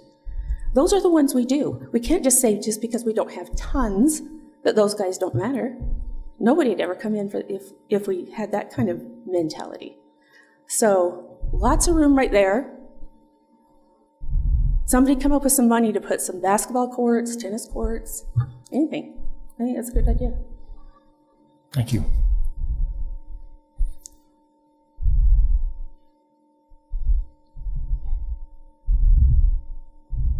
Brad Payson here in Highland. I thought I might just provide a little bit of clarity around what we think will drive revenue from the courts. I've heard a lot of comments. I thought it might be good to just provide some clarity. So there are essentially three activities that generate revenue off of pickleball courts or this kind of facility. One is the reservation fees that come from just regular use every day of the week and during the available time periods when the weather allows. That's one. That's for leagues, not individuals, right? You're talking about leagues. Yeah, so what usually happens, although the city could decide, and every city does a little bit differently, with 27 courts, one option that the city has, it's the city's discretion, would be to say, let's leave half of those open for first come, first served families to do whatever you want. Come play, first come, first served, just come play. There are individuals who really enjoy playing regularly, but they have schedules that don't allow for first come, first served. So they would be willing to pay the city a reservation fee to reserve from 6 to 8 p.m. on Tuesday nights that their group of 4 could play. And it's a revenue source that comes to the city just because people want to make sure they know when they have a spot. And that could be scheduled and published, but you'd still have more than half the capacity available for first come, first served for anybody who wants it. And that's the city's discretion. You could do all of that or none of that. So first revenue source is reservations. Second would be leagues and clinics. And the way leagues work is members of the city, the local area, these are all local users in our area, would pay a fee to come in and play in a league where they play every Tuesday night from 6 to 8. And they play every Tuesday night for 2 months. And those reservation fees would go to the city, and that goes against, that's a way of raising funds to help provide for the maintenance of the courts. Other cities like Kaysville find that they have enough support that the citizens of Kaysville are asking for leagues every day of the week. They love it, and they fill up really fast. So the city could decide which nights they wanted to make league nights versus open nights for residential use. And then the third category is the one I hear mentioned most often, but it's actually not the most important necessarily, which is tournaments. Most tournaments are local. If you were to go to pickleballtournaments.com and look at the tournaments in the state of Utah, 85% of them would be local tournaments put on by local cities for their citizens. And they generate revenue. People love to play in them. It's a really fun competition. And the vast majority of participants are local to that city or that area. I think in the plan that we shared that night of the open house, we had, I think, 3 or 4 major tournaments that could be scheduled. Those would be 3 days each. So you're looking at somewhere between 9 and 12 days out of the entire year when those tournaments would be played. Those would be sanctioned tournaments that would bring in people from out of state, and it would bring some money in with it and so on. But 12 days of use out of the entire 6 to 9 months of a usable season is really a minimal amount of use compared to the time available for Highland residents to use them. So I wanted to make sure I clarified that, those three sources. I think it's pretty important to keep that in mind. Sometimes we can get spun up on the idea that there'll be foreigners living in our backyard for 9 months out of the year, and it's just not the case. It's just a couple days a year. Okay, thanks. Thank you. Any other comments? Sure. I'm looking at Robert Williams again. I'm looking at the budget here, and I see you got pickleball at 2.5 million. If you want lights and the canopy and everything, sound system, it's additional almost $500,000. And you're anticipating raising the funds from the sale of the other anywhere from 1.1 million to 1.6 million, correct? Correct. Am I reading that right? Correct. So how much of, what is the amount that the pickleball, you say the pickleball people are willing to pay for this? How much are they budgeting of that 2.5 million? Are they doing the rest of it? And do we have a firm commitment on those dollars, or is that a hope we can get it? I'm just a clarification of how you're funding this.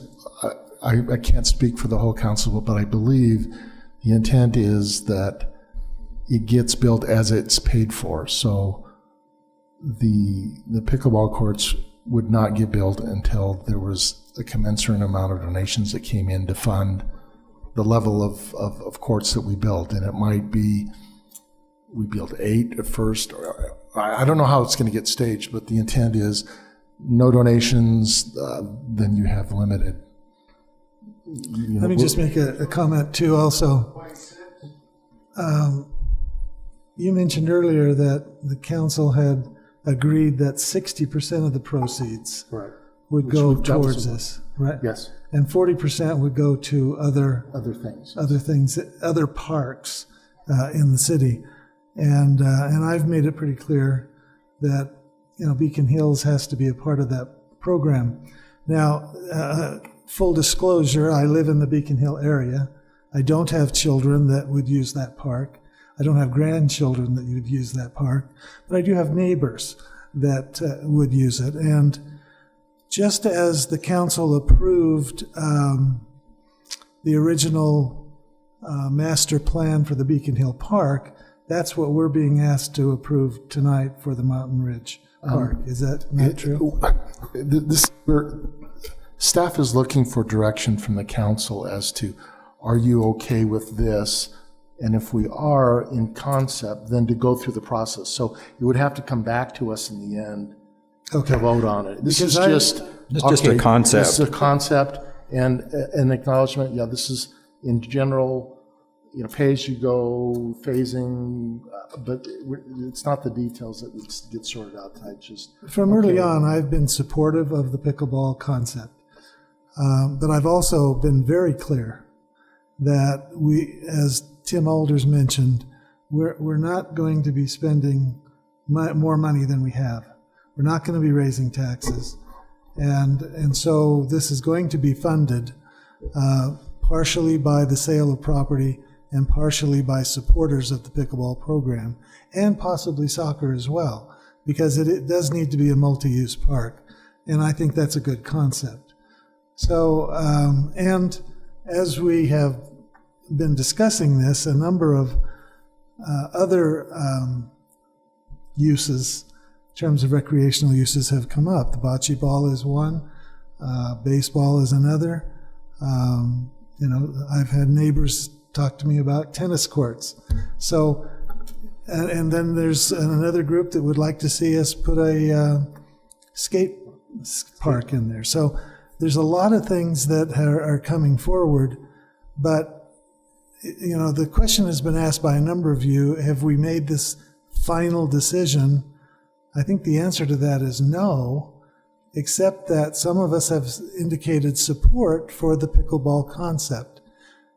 Hasn't been made, but it's going down that road. So if we're being asked to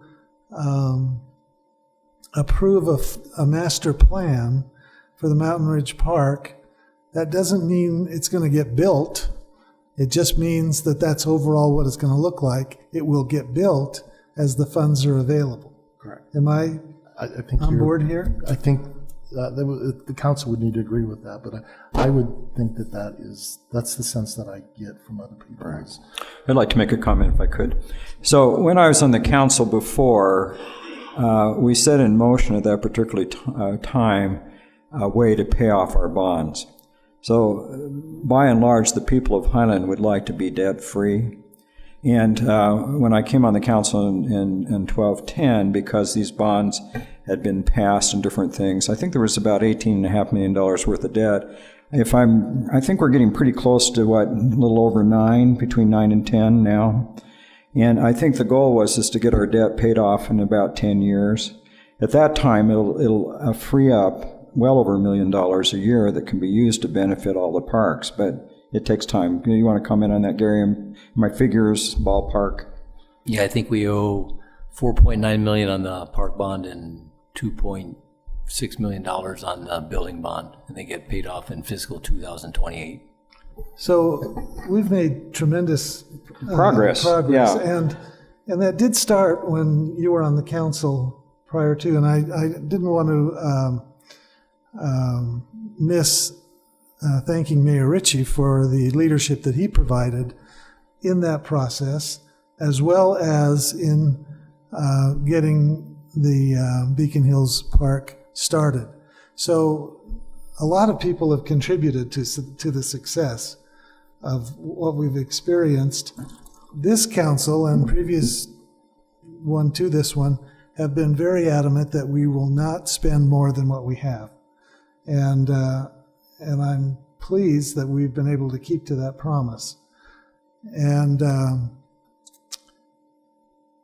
one of the things that the mayor indicated that we need to remind everyone is we sell this piece of property, those funds have to be used for parks, cannot be used for roads.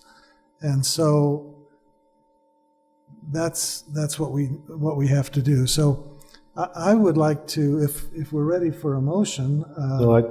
Tim, I think there's a lot more discussion. I'd like to answer some of their questions. I mean, these people have come here and they've asked a lot of questions and we've listened, but I think they at least ought to get some response. Mayor, if we completed the public open, I don't know if everyone had. Well, there's no requirement. It was just as a policy, I find it better for comments to come just before on the agenda item that they're related to.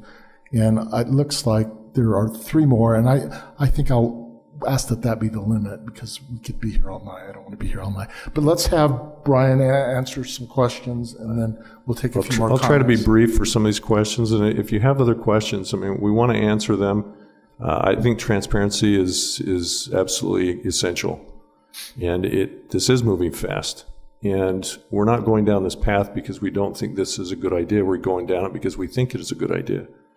And so we will move forward with this plan unless we find that it doesn't make sense. And every time you give input, it helps us make that decision more that it makes sense or it doesn't make sense. So thank you for being here. You've asked great questions. The location of the All Access Park, when we had that meeting, you wouldn't believe how many people told us where things needed to be. And one of the biggest complaints was the All Access Park was too close to the road and too close to the parking and that needed to be moved away. We were told, don't put the pickleball course next to the homes because it'll make too much noise and too much light. This is a reflection of those kinds of comments where we felt like there was some accuracy in it, there's some inaccuracy, but we tried to adjust where we felt like it was appropriate. So we've moved things around to help adjust for that. This is a park with multiple uses. We can put baseball on there and you're going to have very high lights that are going to spread a lot more light across to the neighbors than it will if we have soccer or pickleball. But this is going to be a park that's going to have a lot of traffic. It was designed that way from the very beginning. It's continuing to be that way unless the majority of the residents in the city don't want a park and want to turn it into an open space. We're moving forward with what it was originally purchased for and what it was originally designed for. Now, over time, we've determined that baseball is probably not the most useful to the majority of the residents in the city, so we're looking at other types of things. And so that's why we are having soccer fields. We can't put every sport into this small piece of land. So we're having to pick and choose. And it's hard because there's a lot of good things that we could put in here, but we can't do it all. So we're picking what we think is the most valuable to the community today, and we're going to have more parks that are going to add to those that are not going to get what they want today. So that's what we're trying to accomplish. And if it's not the sports that you want, if you can get enough people to rally on your side, then we'll look at the other ones. But we've looked at this, and that's where we've come to. When I say that, you're thinking, well, pickleball, how many people are playing pickleball versus baseball or something like that? The reason we have pursued the pickleball is for a couple reasons. One, we believe it's an upcoming sport. We're a family-oriented city, and the pickleball program is very valuable to not only young people, but to older people. Will it be around in 20 years? We believe it will, or we wouldn't be pursuing this if we felt like it was going to go away. Is it going to be here in 40 years? Well, was racquetball around? Is tennis around? How many sports are going to be around? We can repurpose this property in 20 years, but we believe that this will have at least a 20-year lifetime, and it could go way beyond that. Some of the reason for going with the pickleball is because we believe that we can get funding that will have a positive impact to residents. We're not going to burden you with the taxes of having to build this particular portion of it. We're not going to raise enough funds for all of the park. That's why there's other funds that are coming in. But we feel like by doing this, it's going to offset a lot, and there's going to be a huge benefit. There's a window of opportunity here for us to be able to move forward with this. That's why it feels like it's moving fast. If it's moving too fast, we ought to be slowing down. We are a government agency. Our intent is to do the right thing, and they're always slow. And they're slow for a reason, because they want to do the right thing. But sometimes they move faster than what they normally do. We have not all the answers to every question, but we've tried to go through them. So I just wanted to answer a couple of them. One is that it's going to be a noisy park because there's going to be lots of people. It doesn't matter what we put in this park, it's going to have lots of people coming. Okay? So just recognize that. We're not going to change it to a non-used park unless the majority of the residents want that. This is going to be a used park. Talked about having the city building at the park. Well, we have 2 locations we can put it. It's being designed here. It can also be put in one other location we've talked about. We've actually tried about, 7, 8 places, and we've had the residents with their pitchforks out chasing us away. So we're working on that. This is one location. It's centrally located. It has some value. The other location we're looking at is next to the community center in the back area where there's gravel right now. That's really the only other logical location that we have right now. But we should mention that we're kind of under the gun to build that.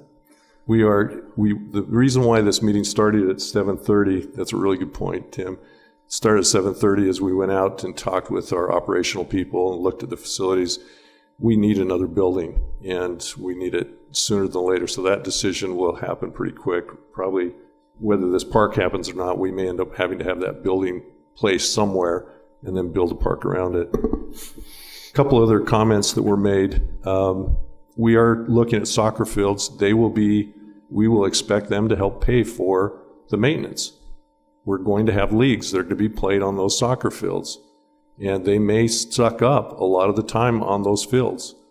And the answer is yes, we believe that we're going to put things in these fields, no matter whether we put baseball or anything else. League play is going to help cover some of the costs. We also believe that those will be residents from Highland. There'll be some from outside of Highland that will be using those fields. But we believe that it will be heavily used by Highland residents as well, and that's why we're looking to do it. We have our residents, my children, played sports. We didn't play on any fields within Highland. They were in Alpine or other cities because we didn't have the fields. My kids have grown. They now have kids. Maybe my grandkids someday will come back and we'll have fields for them to play on. But as a city, we move at the pace that we need to move at, and we've been moving at the pace Highland moves at. As was stated earlier, the majority of the use and the people who are going to be using these pickleball courts and these soccer fields are people from Highland. The current expectation is out of 27 courts, we can have half of those under league play and half of them in open court, so anybody can walk in and play. We can't stop somebody from Pleasant Grove. We're not going to have some police saying, you know, standing there, guard saying, show me your ID and prove that you're from Highland. They'll be able to come from anywhere.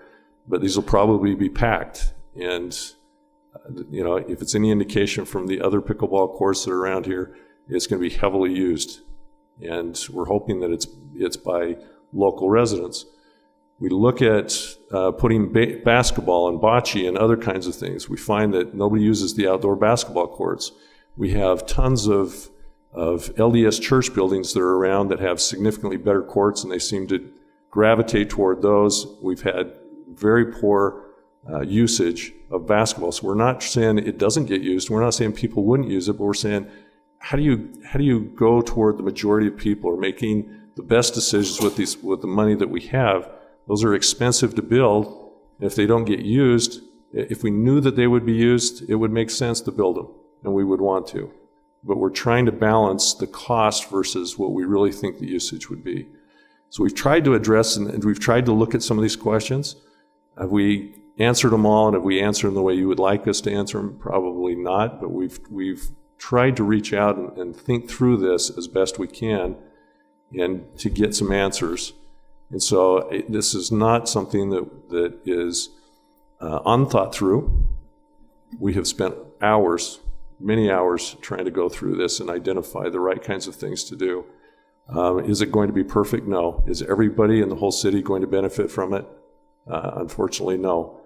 But we're hoping that we have enough variety here that everybody could find some value, if nothing more than just having the fields to walk through and be able to take your dog through it and just enjoy some quiet time. There will be that available at times. So I'm trying to think of, I think I've answered all the ones that hadn't been answered before. But again, it's not a final decision. We are going to have another open house, but we're not spending this much time and this much effort in this particular layout if we didn't feel like that this is a good idea.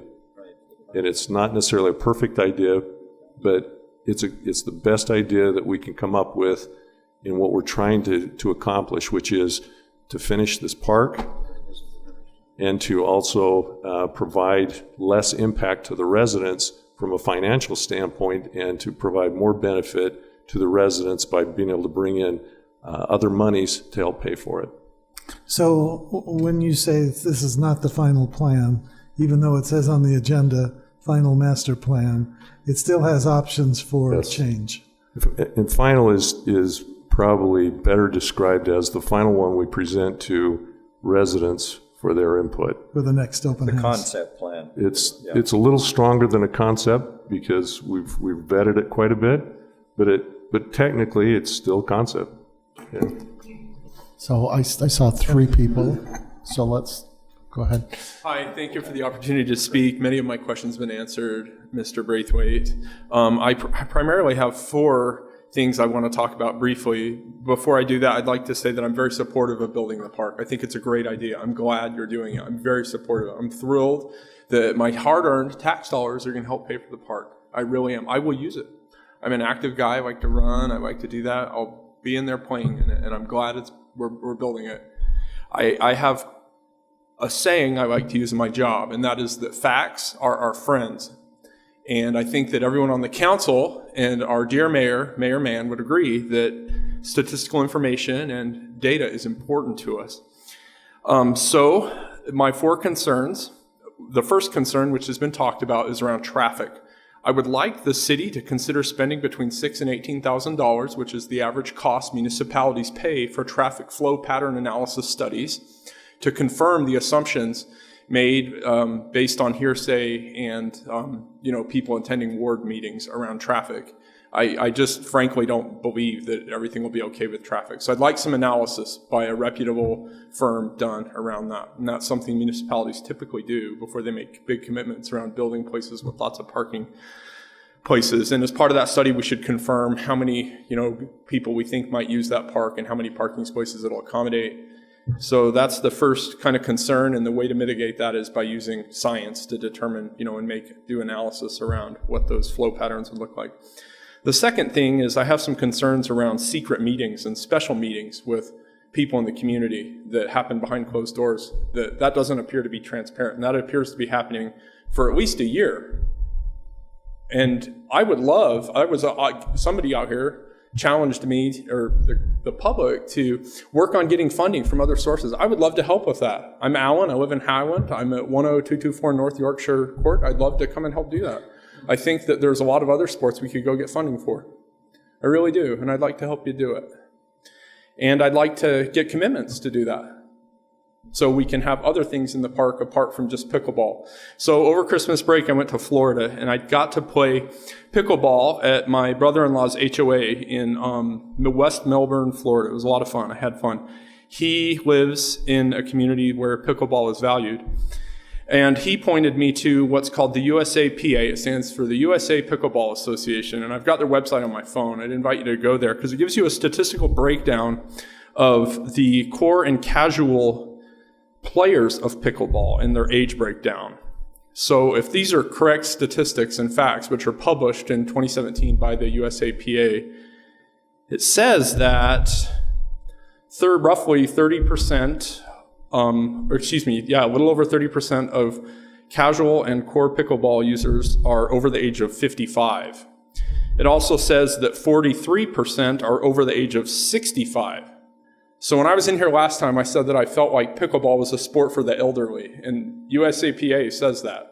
And I'm not saying it's bad. I like pickleball, and I'm not quite elderly yet, but I enjoy it. But I don't think it should be enjoyed proportionally with 27 courts. I feel like that's way too many.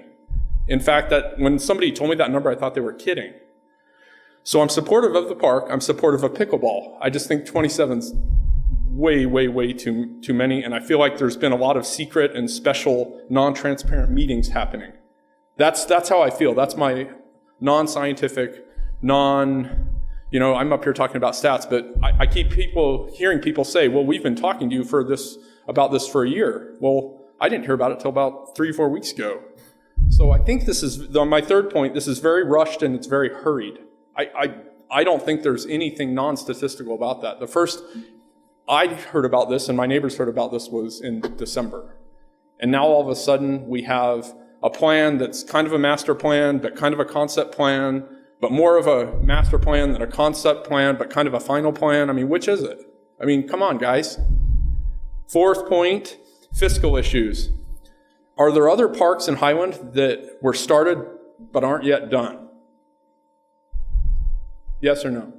Sure. Yes. Yes, and we're going to start another one. Yes. Okay. Those are my points.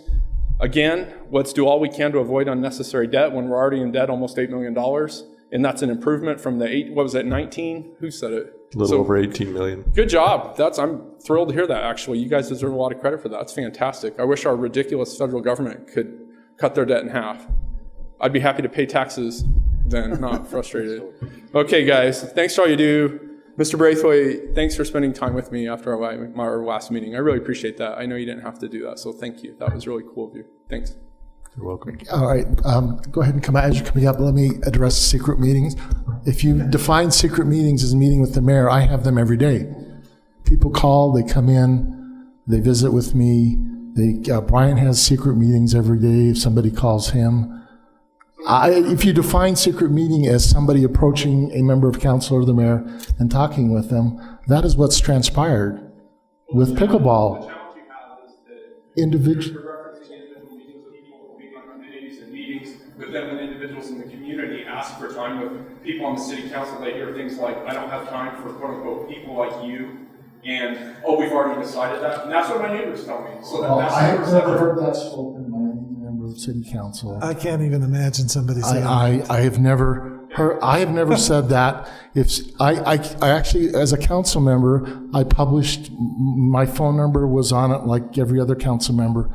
And other than people that know me personally that would call me because they know me, I can count on one hand, I think in 4 years, the number of people who called me as a council member to talk to me, and I answered every one of them. On one issue alone, I did 160 email responses, and I'm not unique, but I replied to almost every email. I responded to every call. But if you define those interactions as secret meetings, then yes, they happen all the time. But they're not secret meetings because that's representatives being responsive to their constituents. So yes, those have happened, and they'll continue to happen. And I think that's a good thing. That if somebody asks Tim, hey, can you spend a few minutes with me on this? He says yes. Kurt says yes. Scott, Ed, Brian, I know they all talk to people every week. So, depending on your point of view, I think it's a great thing. So anyway, go ahead.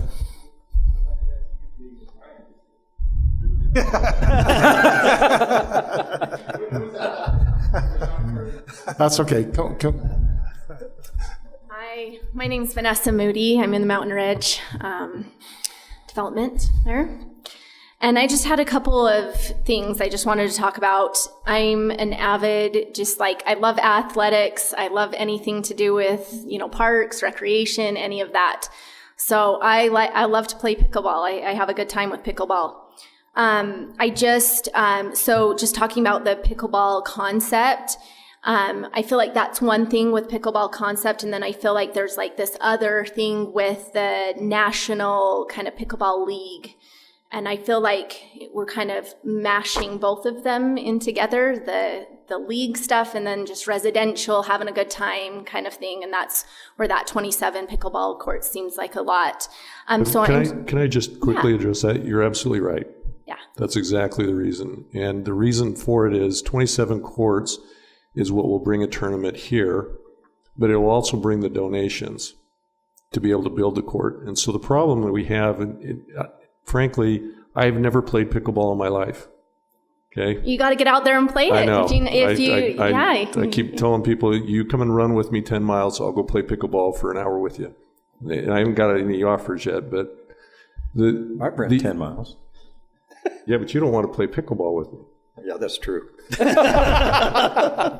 But the concept is that anything less than 27, we're not going to get the donations, so we're not going to be able to pay for the courts. So we can pay for the courts ourselves and do significantly less, or we can have the courts paid for. And this is not the whole park. I want to keep emphasizing, this is not covering the whole park, but it's covering these pickleballs. So we can pay for our 8, or we can get 27 without paying for them. And so I think what's important with what you're saying. So it's a really good point. You're with making the 27, right. I think what's important about that is that being creative of where the placement is. So I think the creativity where the placement is key, where this is really, honestly, I feel like, Alan talked about the site. I went to that site and it's really interesting what, these leagues are doing and everything. And I don't know if you guys, have seen how many places have pickleball courts this large. It's very few that have them this large, having 27 pickleball courts.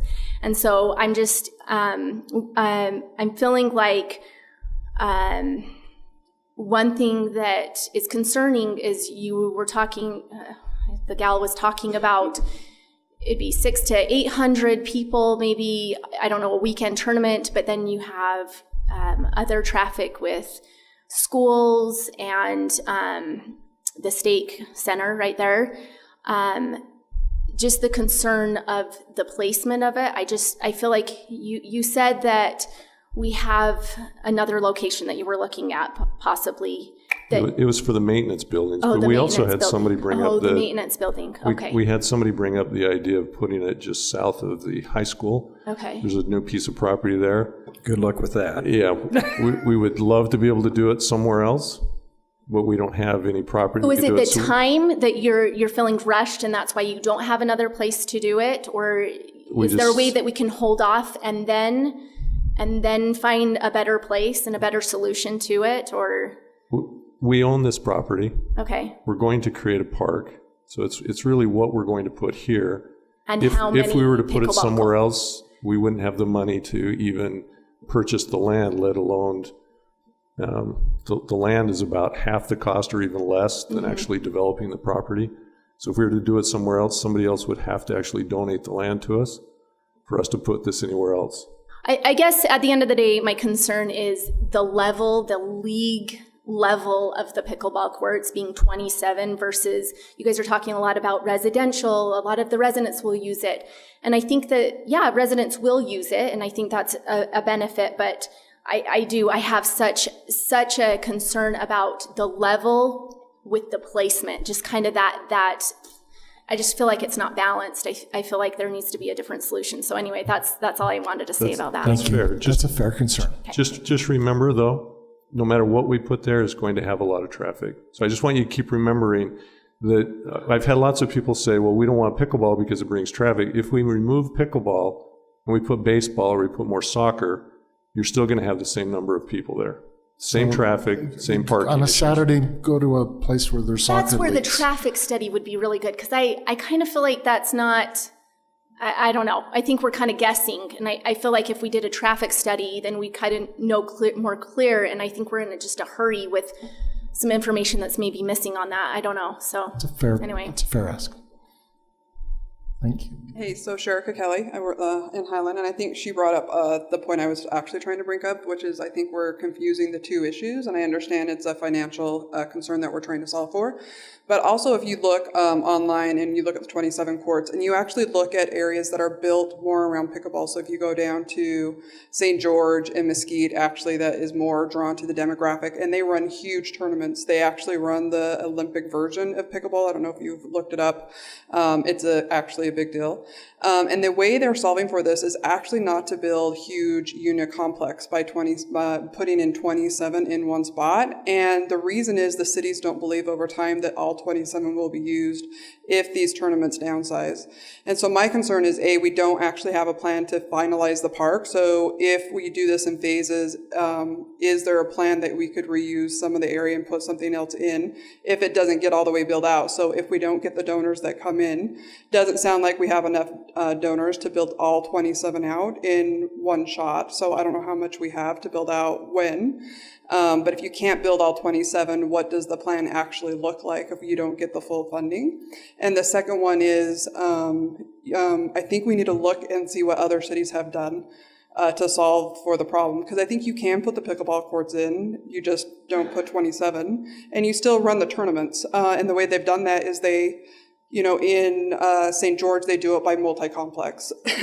Very similar to how they run volleyball tournaments and other tournaments around here with soccer, where you have multi-tournament or multi-complex areas where they run them. They do have a big pickleball facility in St. George. They do have a big one. It's not 27, though. Like 27, actually, when I did the research, I couldn't find another facility that has 27 courts. And so I think for Highland, the size of our town, and it's risky for us to be saying that we would be on the forefront to build a park with 27 courts without any other place that I can find that typically does a lot more pickleball than Highland, that has precedence of how they use the courts and how they monetize them for the full year. So mine is more fiscal and how it really does pay for itself over time. Okay. Great comments. It'd be nice if Chris or Lorna could come up and talk about it. But let me just address the other piece first, and then have you come up, because we'll want you to come up here at the mic. Your question was, if we don't get the money, do we build it differently? The answer that we've talked about and are in agreement with is, we're not going to build 27 courts unless we have the funding. Okay. If we can't do it, then we may build 8 courts and see if we have enough time to get the money over a period of time. If we can't get the money within a period of time after that, in other words, extend it, we have a deadline of March 1st to get this first phase of funding to be able to begin the process.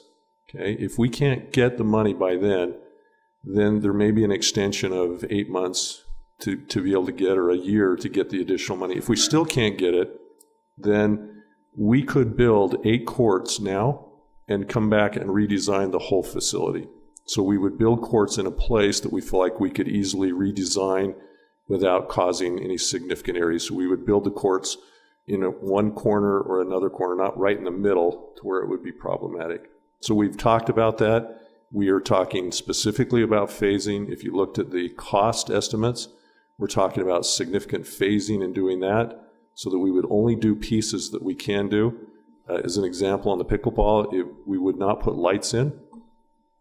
If we didn't have the money, we can run the courts without lights, but ultimately we want lights. That's a $500,000 decision.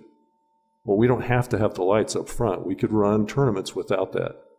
And so just to give you an idea of how the cost can fluctuate based upon some of this phasing in some of these pieces, your question is spot on. And we've been thinking through that. We will not move forward with this unless we have that financial piece in place.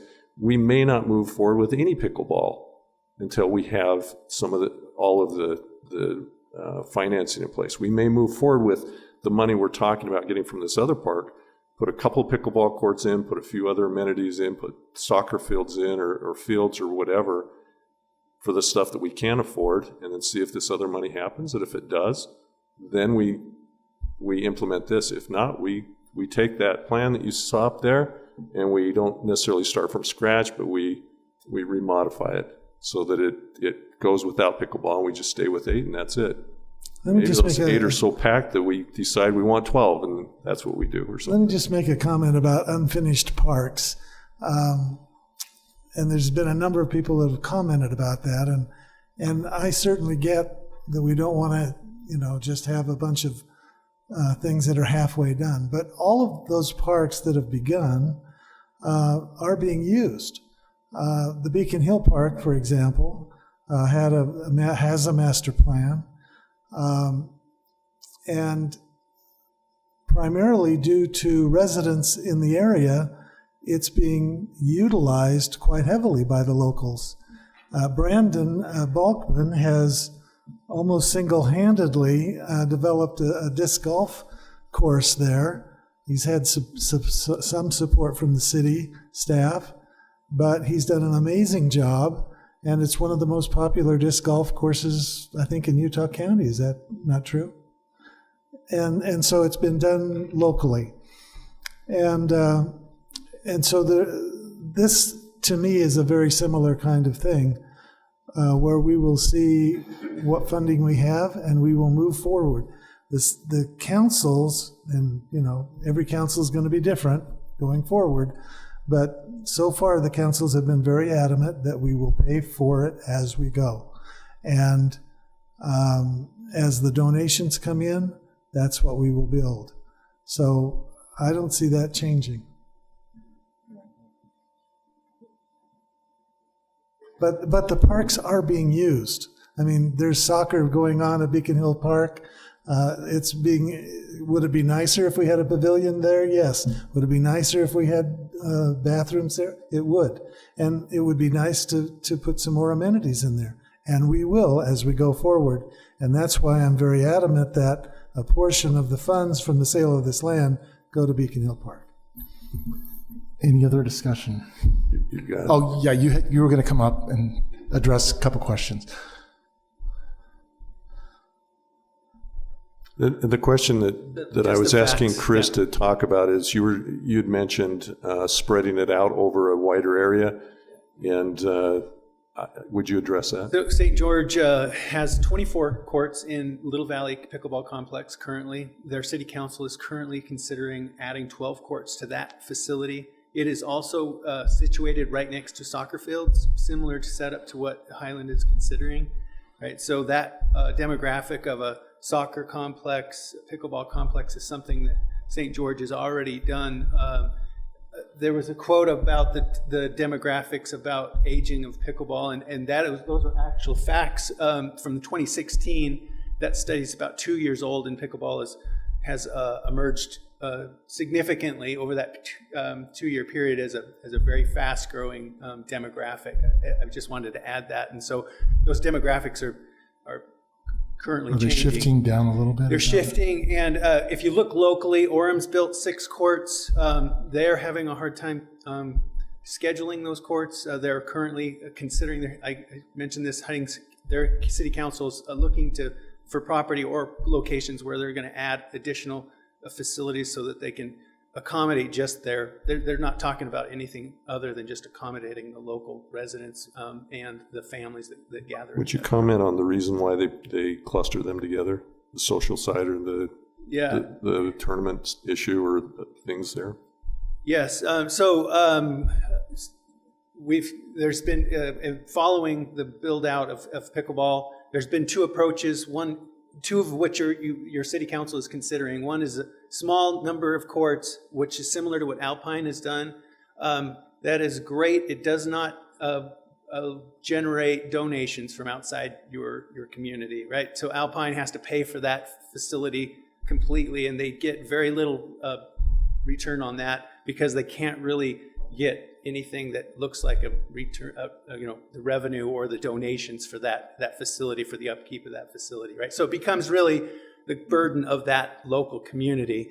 Whereas the design that you're considering, you qualify for doTERRA and for a lot of other money outside of Highland to actually contribute it within the community itself. So Chris, as you bring that up, I believe you've had about your part of the fundraising that's going out, and I really appreciate all those who've put their effort in to start to fundraise for the pickleball courts. Can you give us a little bit of update? My understanding is you've had about 60 days of fundraising. Can you tell us exactly how much money you have in hand? I understand there might be some you're working with, but how much money over the last 60 days have you been able to raise? We have a GoFundMe that has been generated. That is actually tailored more toward just donations from individuals. And so there's been about $2,500, $3,000 within that. But I think really what the challenge of the fundraising has been is it's really tough to go to a corporation like these major corporations without something to put there in front of them that says, here's the idea, or here's what Highland is wanting to do. Are you willing to help put your name associated with that facility? And I'm not in charge of the fundraising part for your committee. I think you guys have somebody, I think Lauren is working on that fundraising piece. But I think the concept that you're speaking to is you've got to have, these corporations have to have something to put their money toward, just like any of the rest of us, right? They're not going to say, well, let's put, $200,000 toward an idea.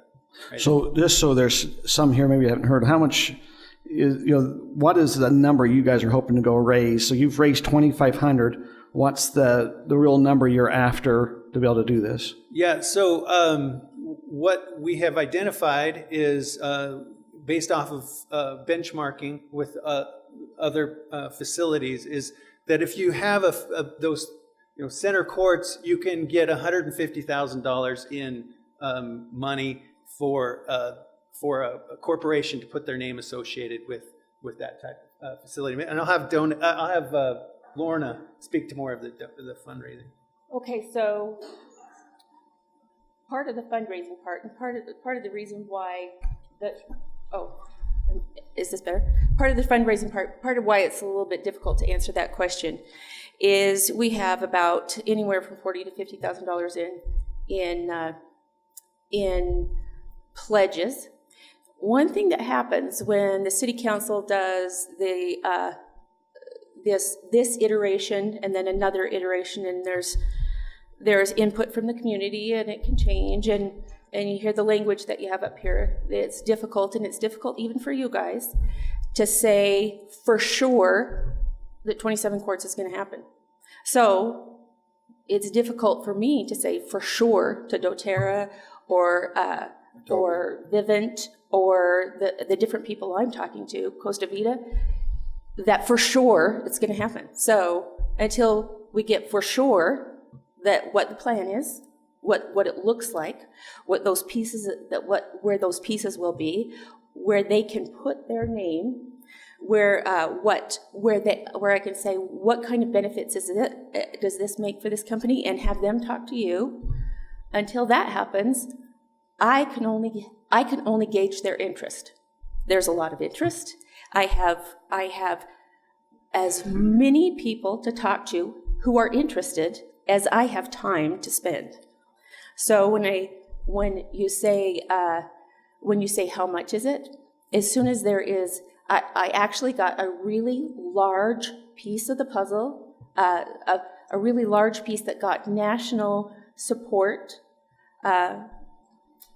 in the form of a letter that said that you guys were considering 27 courts very diligently, which was is something I can show people and say, this is something that really, that is just not me making something up, which sometimes they believe that's what the case is. They think it's a pipe dream because, you know, you got to have some documentation because it's a large amount of money. Lorna, one of the problems that we have, and we've talked about this, and that is so many corporations out there are just used to public entities making a commitment and raising taxes to build something. That's not what we're doing. You're right. And that's what makes it difficult for you. I understand that. But it's just not going to happen. I don't think that, I can't speak for the other 4 members of the council, but for me, we're willing to go down this road, but it's really hard to say we're going to build 27 courts if I don't have the money. Well, we have taken that into consideration, and I talked to some of you about this. If you can get a commitment that doesn't happen if the courts aren't built. Let's say, for instance, somebody's willing to pay $100,000 for their name recognition on it. If the courts don't get built, that $100,000 doesn't get paid. There's a symbiotic relationship there. What they need to know is they need to see that drawing that we saw on there. They need to see that because it's not the one I've been showing them, right? So they need to see that. They need to have the letter of commitment that says exactly what you guys have said here, is that if we have the money, we will build it. What happened in Kaysville is they said, we'll do matching funds. People put their money in, and when people put too much money in, and there was, and that required that they had matching funds that they thought, nobody's really going to spend $25,000 for a court. And then they did in droves. The city council said, well, wait a minute. No, we're not going to do that. We're only going to build this many. Well, you can see how that kind of sours everybody on giving money to a pickleball court in an entity without some kind of assurance in place. Now, we're really close to having that. We're really close. We have a letter from the city council that says, if the money is there, we will do 27 courts. We almost have a design, right? So that is a big piece of it. And then I will have the ability to go to different companies and tell them, this is the potential that you will get. And then those guys are going to have to talk to you and figure out what exactly that looks like. There are some companies that maybe want a waiver of a use fee if they come in with a food truck or something like that. That's something I am not capable of negotiating and wouldn't even try. So, Lauren, my other question, this March 1st date's been, been mentioned that that's kind of a goal date to try to have money raised by. Is there a reason we have to make a decision tonight versus let's now wait till March 1st? Yes. And share with us why this is important. Okay, so the reason why is everything, and Mayor Mann brought this up before, and it's really true. I said, to have the pieces in place, you have to break ground in January. That's what I said, 6 or 8 months ago. And that is true.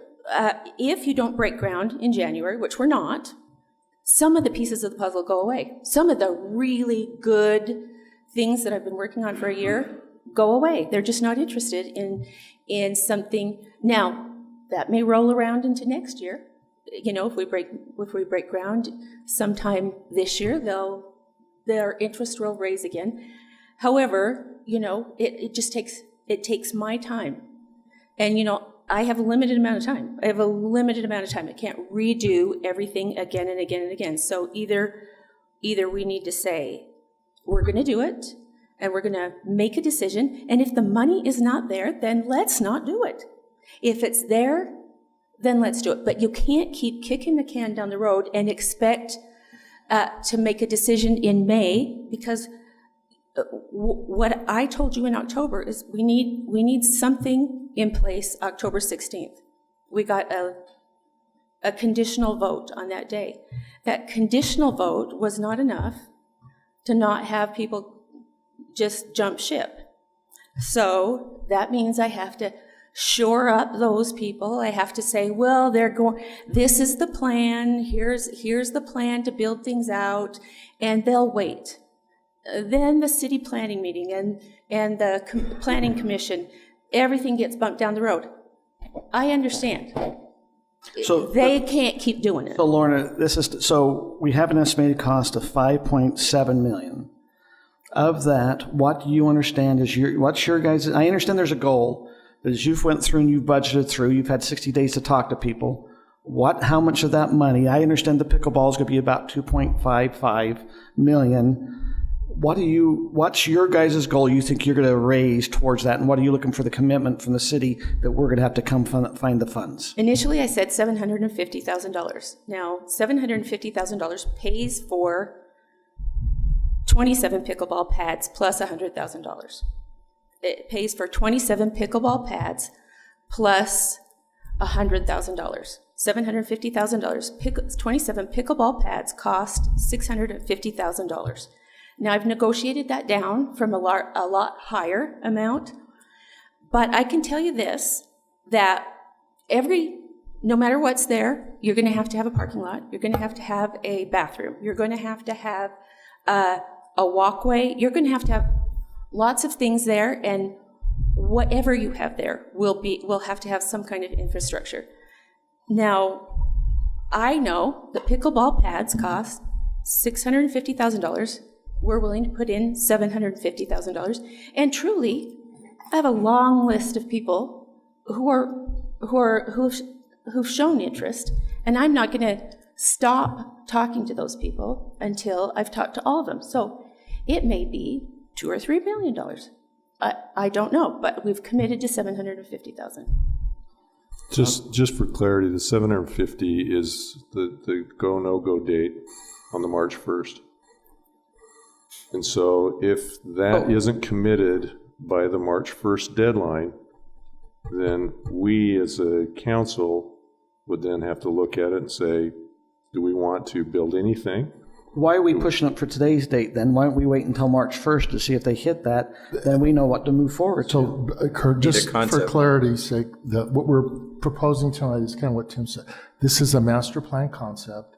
This will then go through the process of going back for a final design. It'll go through planning commission, and then the vote we take after planning commission would be the one that really says go. So tonight is just say, okay, start, and this is our go with this. But that starts money. I mean, we're going to start designing money. We're going to start, when you say go, they start to spend $200,000 towards designing. They start the fundings. Nathan, am I correct? Is that the understanding? Once we say this, the concept, we start to spend money. How much should you spend before planning commission? Well, if the council approves the final master plan, we'd start construction drawings. And the whole cost of that was $100,000, so. Lorna, could you address a quick question? One of the issues that we have is the tournament scheduling. My understanding, if I'm hearing you correctly, is that one of the major tournaments that we were looking at building out towards has already moved to another location. No, it hasn't moved to another location. It and rightfully so, said that it will stay in Brigham City for another year. Okay. The good news is it did not go to Denver and it did not go to Las Vegas. Didn't leave the state, but they've already scheduled to hold it this summer at a different location within the state. Right. However, part of the fundraising is that you have a decent tournament. And I have been working on that, and there are some extraordinary tournaments that are available to us. And like you said, 9 days out of the year, but those 9 days make a huge difference. And it makes a huge difference to our community in that the tournaments that will come will be for athletes that are 18 and under. So that is, to me, the biggest bonus of this. One other question, and it still evolves around scheduling. We've set some preliminary dates that were very aggressive. I think some of the residents have expressed some concerns about that, but that's all been held in public meetings, very open. There hasn't been anything as far as scheduling that's been in closed meetings. My question is, we look at the funding window in particular for donations. That closed about 8 days ago on the 31st of December. Private donations, yeah. Most of those donations won't start accelerating again until the fourth quarter of 2019. And so our window of opportunity for fundraising has diminished significantly just because that's the way fundraising goes. For private funds, so yes. my question, is it realistically feasible to generate that kind of money by March, given the fact that the window is much tinier? And do we need to look at this more systematically or more realistically in terms of scheduling? Because we can approve the master plan tonight, which I'm in favor of approving the master plan or master concept plan, although I do have a couple of questions for Todd, so that we can move forward at a pace that is comfortable for everyone and still allows you, the concept plan, to go out and start generating funding so that we know the funding's in place. We give you a sufficient window to actually take advantage of the prime donation windows that are available during the year.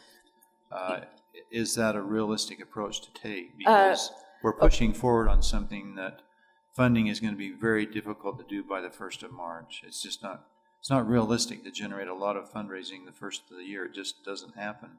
Right. Just so that people are clear, the concept of the fundraising is some people have extra money and a tax incentive for any given year is December 31st. And most donations to any kind of nonprofit organization happens in the month of November and December. And so that's where people are thinking about it, and that's what he's talking about. It's a typical seasonal kind of thing. People in January, I mean, probably all of you, if you look at that, have probably done that at the end of the year. That falls into this too, to a certain degree, for certain kind of donors. For certain kind of donors, it doesn't have any impact, and that's what corporate donations are completely different. They actually happen at the beginning of the year. So beginning of their fiscal years. Yeah, the beginning of their fiscal year. So, in answer to your question, I think that's a really valid question. I've asked myself the same thing. I think it is probably not feasible because of sort of the pace the city moves. And I'm not saying anything's wrong with that. I'm just saying that is the reality of it. For me to have the information that I need in time, I still don't have it to this very day. However, there are grants, there are certain things that have to be in place for me to even approach anybody. Those things have to be moved on. So if you're saying just don't do what is on our list of things to do, I would say that is a must, because you will always be behind the curve that makes it so that funds can even be accessed by people. People are not going, and you guys know this yourselves, you won't do it yourselves. You will not give money to something that is as nebulous as this is. You won't. Nobody will. Nobody sitting here will do it. So what you need to do is say, would I be willing to give $100,000 to what I have defined? And if that's the case, then I probably have enough to get a lot of money before March 1st, but that's not the case. I wouldn't do it. You guys won't do it. So what I need you to do is say, if you're committed to it, then put the pieces in place. And if the funding is not there, this is what has always been said, then there's a fallback plan. And the fallback plan can always be gone to. There is no reason why you can't have a fallback plan and a bigger plan. So you just need to have the bigger plan defined completely. We need a letter. We need a plan of what that's going to look like once the funding hits. Now, if that means that we have to have engineering drawings, then yes, we do have to have engineering drawings. And if it means that engineering drawings can be done in 2 weeks, then I would say you don't need to do that. You can do them in 2 weeks. The minute somebody decides to give enough money that makes it a wise decision for you. So you guys are smart enough to figure out what will get dollars coming in. You guys are all smart enough to do that. I need that, and it can't be kicked down the road. It can't be say, let's just wait until somebody is brave enough. Lorna, can we wind this down, because we have a closed session afterwards, and I'm kind of done with public input. That's Well, yeah. Let me tell you my concern. We've had a full-blown public hearing, and it hasn't been advertised as a public hearing. Well, is that a problem, Tim? I mean, we've taken public input, right? Yeah, that's true, but it's turning really into a public hearing. I think it's time to kind of close things down. Well, I'm ready to close. I can't tell you how much you just heard Lorna say. I can't tell you how much.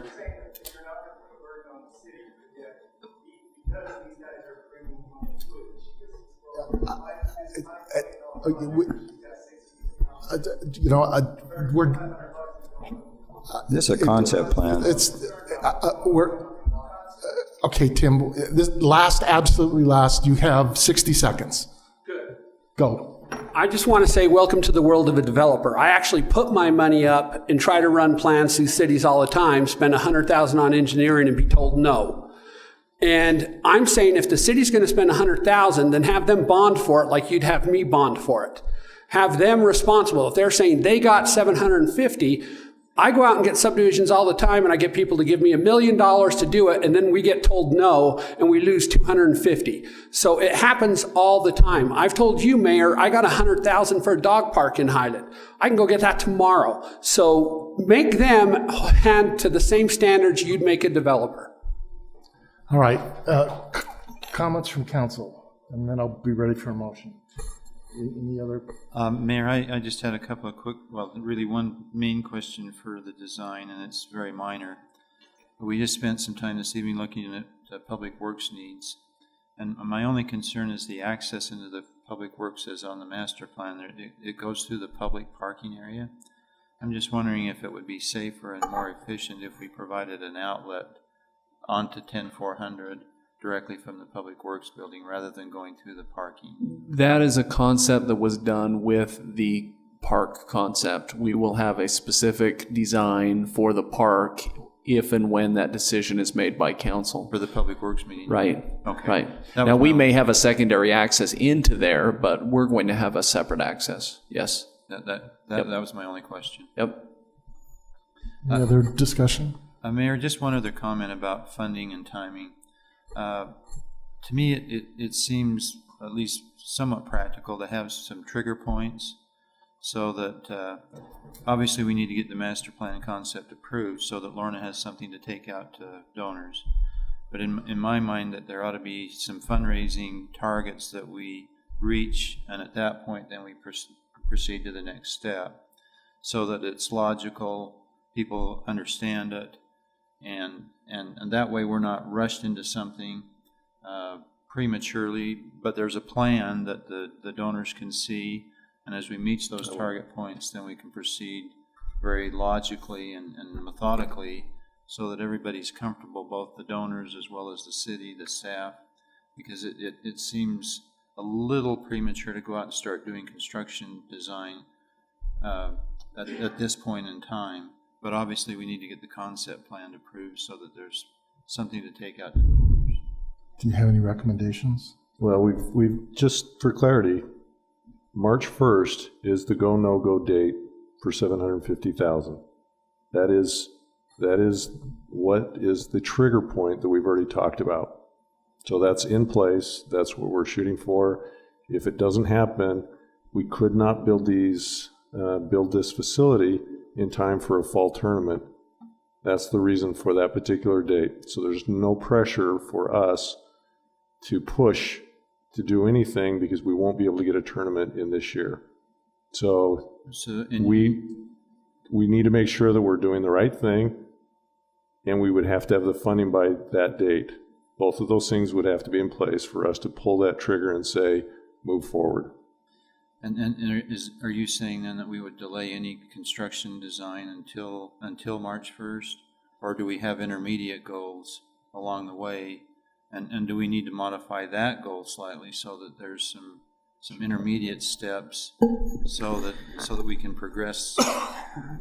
I'm not sure, because I don't want the city to go out tomorrow and start spending thousands of dollars on design And we've got a target date out in March. Right. Well, as we presented in October, November-ish, if the council wants some type of facility open in September to meet the deadline, we have to start construction March. So we have to go to bid, and start construction March, April. So I have to do construction drawings now. I'm already a month behind. So, But I think we've already concluded that the tournament is not going to occur in Highland this summer. So the September deadline, I think, is off the table. That is not what was said. The tournament that was originally discussed is a regional tournament is going to stay in Brigham City. Right. But there are other tournaments that are on target or have a significant potential, is probably a better description, and anticipated could happen then. They won't be to the same level as the other one, or at least the ones that we believe will happen, most likely to happen, wouldn't be the same potential for this particular year. But to say that we won't have any tournament, no, that's not where it's at right now. Let me ask one other question, Nathan. In the material in the agenda, you've indicated there's a 1.13 million to 1.66 million available. Correct. Can I just clarify the Spring Creek property where we've had a bid for 1.85 million? Well, that's what we're going to talk about in executive session. We need to keep that until we accept one. Okay. All right. Excuse me.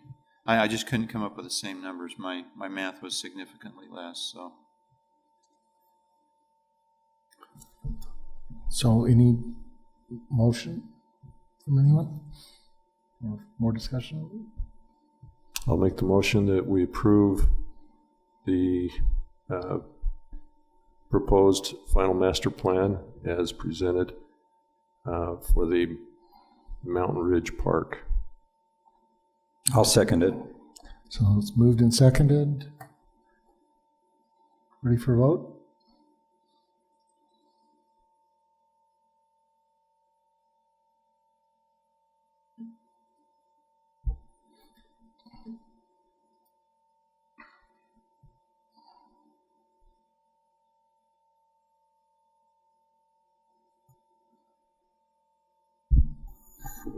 So that's a 4-1 vote with Councilmember Osler voting against. Okay.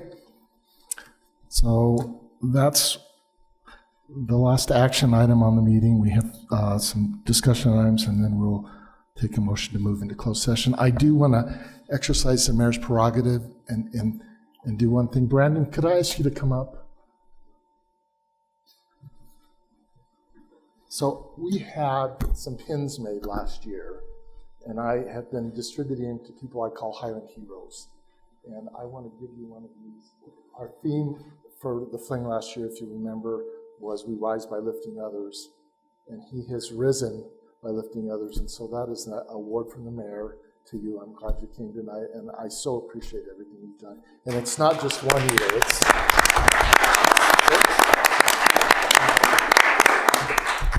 All right. And I will give you the disclaimer that if you stab yourself with that there's no liability on the city's part. No, it's the fine print, right?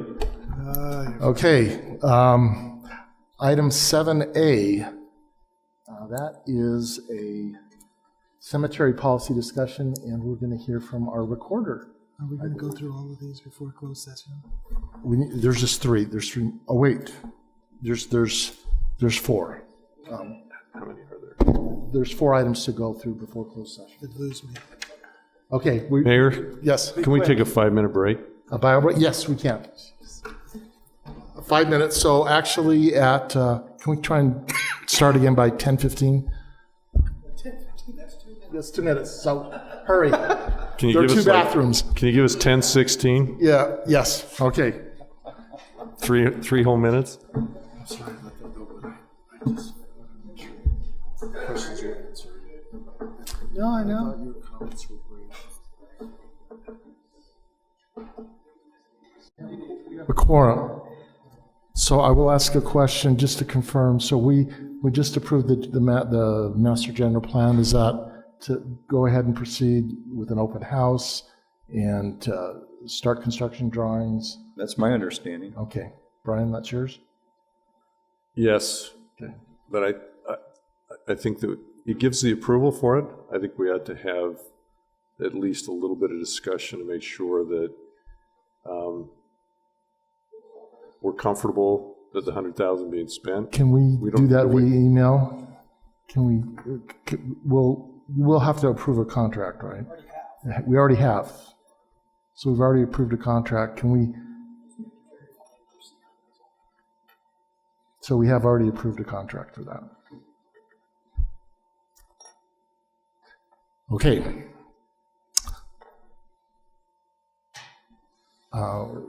Any other discussion we can have via email? All right. I think so. Yeah. Ms. Quick, be quick. So we have a quorum. Okay. Mayor and council, I would like to start this discussion by giving you some statistics regarding the Highland City Cemetery. Highland City has 10,167 graves. 2,702 grave sites have been sold, and there are 577 burials. We have had an average of 51 burials per year over the last 5 years. So just keep that in mind as we talk about the cleanup policy. Has that grown, or is that pretty It's level? grown. If I had have included the last 10 years, it would have been 39. Okay. So each yeah. year it's getting bigger. Yep. It is the goal of Highland City and the cemetery staff to offer families and friends that visit their loved ones a clean, beautiful, and peaceful environment. Highland City has a cleanup policy, and 4 times a year, everything is removed. They take everything off the headstone, out of vases. They remove shepherd hooks, ornaments, lamps, trinkets, everything's removed. There are 4 times a year this is done, and they're outlined there on the slide. Oh, well, you can't see it. Anyway, the first Monday in March, the second Monday in June, the first Monday in October, and the first Monday in December. Then we also do weekly maintenance. So weekly cleaning is of perishable items and dead flowers, those types of things. There's a mowing schedule Thursdays, March through November, and any item that's interfering with a mower that's hazardous to an employee will be removed. So anything basically in the ground. Watering schedules are every evening from 9 p.m. to 10 a.m. Glass containers, wires, sticks, pegs, or irons driven into the ground are not allowed per our code. And any grave decorations must be on or within the borders of the marker per another code. There is a difference between the cleanup policy and the weekly maintenance policy. And I think that's where some confusion has arisen recently. And whenever we do a cleanup policy, or whenever we have a cleanup, we do get complaints about that cleanup. I think it's just a misunderstanding between the complete cleanup and the weekly maintenance and our code. There's just confusion between that. I want you to know that we don't get complaints during our weekly maintenance times. The times that I hear complaints are after our cleanup's been done, and owners are unable to find their decoration that's both sentimental or valuable to them. I think as for staff, the way that I understand what staff has described to me is it's very difficult to define what should remain on a headstone, and therefore a complete cleanup is just easier to do. They have items such as food. There's like Happy Meals that get left for people. I think that's a cultural thing. There's beer cans. There's, I can't find my notes. There's cigarettes, ceramic figurines, and there's shepherd hooks. They're dangerous. They're against our code, all these items. And so it's difficult to tell one person to remove those things and then other things get left there on a headstone, right? It's hard to tell that person why we removed that when it's very sentimental to them. So those are the kind of comments I get from staff. It's hard to describe to a crew that's never done anything like this before what should remain and what should be removed, and so they just do a cleanup of everything. And they do this 4 times a year. So with these complaints that have been brought to the city, we've been asked to compare our cleanup policy and maintenance policy with their surrounding cemeteries. And you can't see that either. Anyway, I have this information that I'll put in the minutes after. But basically what I found is that there are 3 cemeteries that are next to us that do a complete cleanup of their cemetery, much like we do. American Fork does it 2 times a year, Pleasant Grove does it 2 times a year, and Orem does it 1 time a year.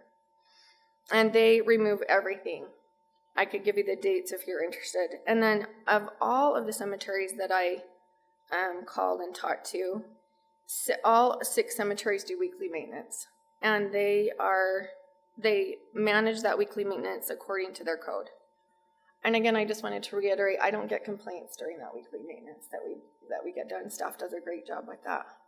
Very understanding and very conscious of what may be sentimental, and that that you've been talking to me today about some people put up kind of stakes all the way around their gravesite, not just around their headstone. And the crew removes that so that weekly maintenance can be done and put it back. So I think that they're very conscientious of that and understand that they're sentimental things that people, this is a final resting place for a loved one, and it's important to them to have a place they can go and visit and feel peaceful and calm when they're there, and have things that remind them of this person that's passed away, I think is what happens often. My question to you today is, how often do you feel that we should perform a complete cleanup of the cemetery? And another part of this that I didn't really talk about yet is the retention of these items. So what staff currently does is if there is anything on a headstone or near a headstone that looks to be of a more permanent nature, they retain those items and take them to the park maintenance building. Is that right? The park shop? Yes, The shop? or it's the operation. Okay. That's where they take it and they leave it there for a week. I don't have my cleanup policy in front of me. I think it's a week. Is that right? Okay. And people can come and try to obtain that, that decoration and take it back if they've forgotten to go and pick it up prior to that cleanup. But to be clear, that's open to anyone. It is. And there's no sign that says, No. if it's not yours, don't take it. It's just open to everyone. You're right, Mayor. We don't have the luxury of a staff member that can sit there 24/7. And even if someone did sit there, it would be very difficult to say, is that we don't even have a yours? sign, And have them right. prove that it's theirs. It would be difficult. And so that is one of the issues that is a concern to people. And so that's my question to you too. Should we retain these items? I wanted to point out that there are there are 3 other cities that do retain items similar to what we do. Pleasant Grove retains items for 2 to 3 days. Lehigh retains them for 2 days. And Orem does retain them. It says in their policy they retain them. I didn't remember to ask them how long they retain them, so I'm not sure how long they retain those. Thinking of retention, as we move forward and as we grow, remember we have 51 burials per year on average right now. That will just become A bigger problem. more and more difficult to do. And then of those 6, so 3 of the cemeteries just discard items. They don't retain. So those are just some things for you guys to think about, but this is something that has been brought.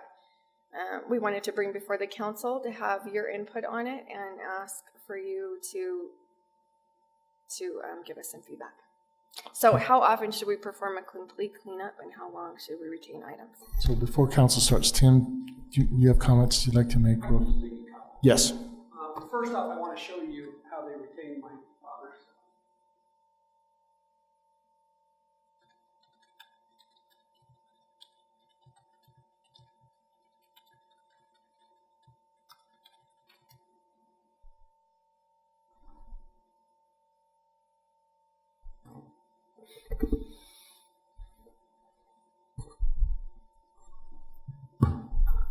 So this is going to be hard for me. I lost my daughter just over a year ago, and I spend an hour to 2 hours every morning with my daughter. And I was told that I own my headstone. We designed my concrete within city codes. We had holes drilled in. We put artificial flowers so they don't look dead. And the complete clean out does not happen, because the day they completely cleaned out, I was there the next morning and there was graves with Christmas ornaments still on it. But my plastic lights, my decorations were gone, and they were tossed next to a garbage can. And state code actually states that I own that piece. It's my property. And there's 2 criminal codes that say anybody who removes from that is in committing a felony. So I'm the one who called Highland City Police and made them take a report. Because there are 2 state codes that I got from Sean Reyes and the new district attorney for Utah County that says on my headstone, as long as it's not a threat to the city, nobody can touch it. That's my property. And I understand I want that cemetery beautiful because my daughter's there. But the inconsistency, the care, I haven't seen it. And this was the 3rd time I complained. Now, I've probably lost over $400, $500 worth of plastic flowers, decorations. And it's not about the money. It's about the respect for my daughter. So I want you to think, if you lost somebody that you cared about, is this how you want your stuff thrown? Because I will defend that property with my life. And I have said that to the city, the police, everybody. That is my private property. I understand the city code. I don't violate it. And it gets removed and piled there more than just the cleanup. So I understand working with hourly employees is difficult, but store the stuff inside with the respect you'd give a used tire. You know, this is important to people. The city knows one lady shows up there the day after to clean out and takes everything to sell. That's accessory to a theft. You know it's happening, but nobody in the police department or the city's told her she can't do it. The maintenance people say, yeah, we know her. We see her all the time. She comes and takes everything of value. She probably sells it on KSL. It's important to me that it's kept beautiful, but I keep my daughter's grave beautiful every day. So think about that. Thank you. Anyone else? All right, counsel. She's asking 2 questions. Should we change the policy on how often we do a cleanup from 4 to say 2? And then if we retain it, and I would add a 3rd, if we do retain it, my personal desire would be that we protect it somehow, that it's put somewhere safer, and that for a period of time, the first day or 2, that we have hours that people can come when somebody is there that can observe what they're doing. They can't prove that it's their stuff, but I think having it in an area where somebody has to let them in for a period of time would help reduce the general theft, because they wouldn't really go in and take everything. They'd have to say, well, this was mine and I'm taking it. That's my preference. I know it would cost money. We might have to buy a container that stuff can be put in, but I think we need some time to think about it, though. I don't think we can just come up with a policy. So what we can do is say to her, we're interested in thinking about it. Let's we'd have like some dialogue. recommendations too. So how much stuff are we talking about? I mean, physical quantity, physical area that it would take. Josh?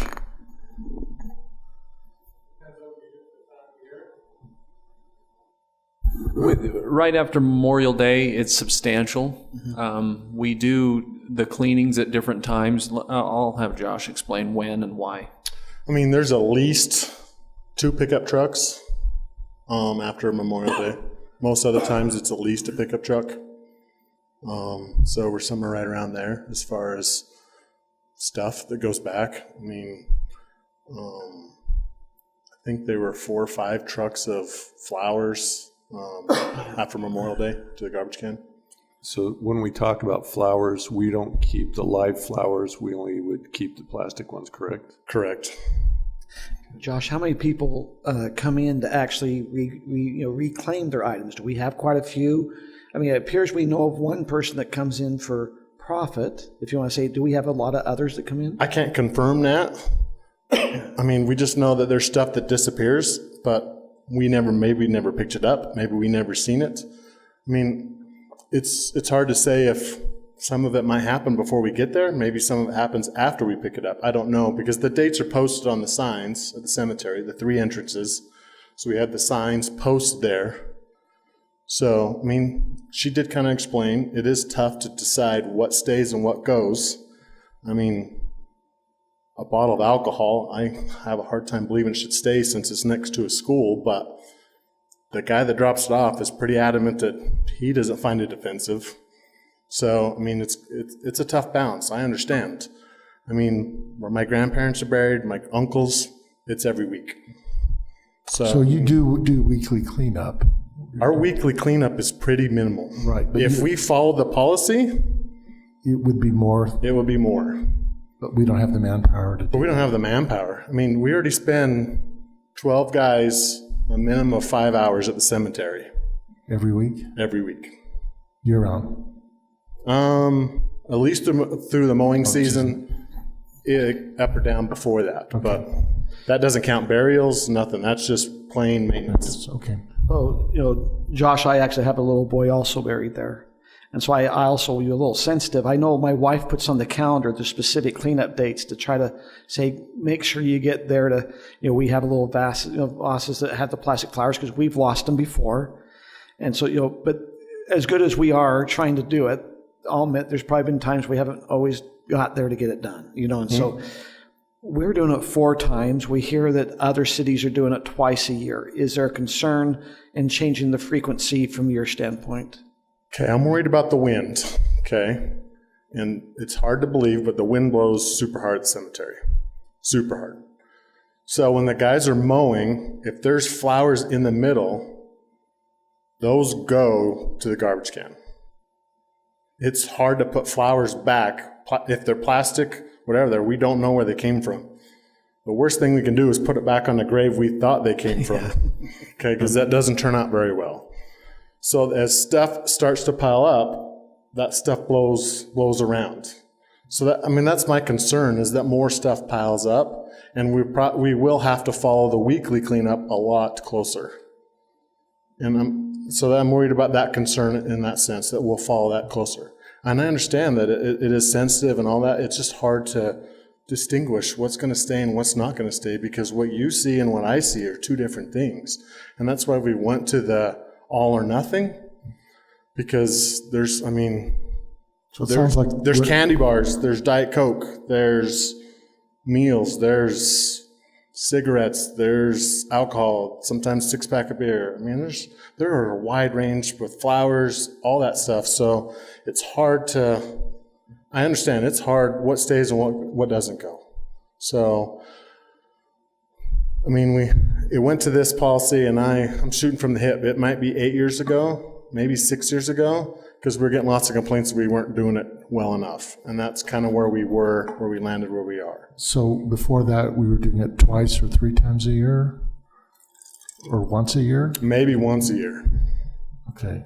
And then we went to 4 times. Mm-hmm. I think it was once a year. Mm-hmm. After Memorial Day, and that was about it. And it's hard because some people, I mean, he's adamant. We understand. He's gone there, he's picked up.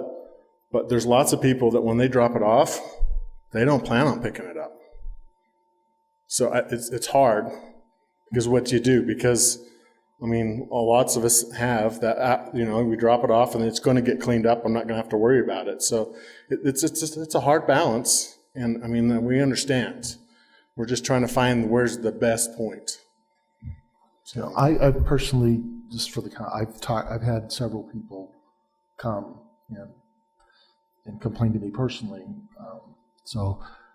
And these are people I know, and just like Tim, emotional, and it breaks your heart. It really does. And my big concern, I personally, I'm okay with clean up everything.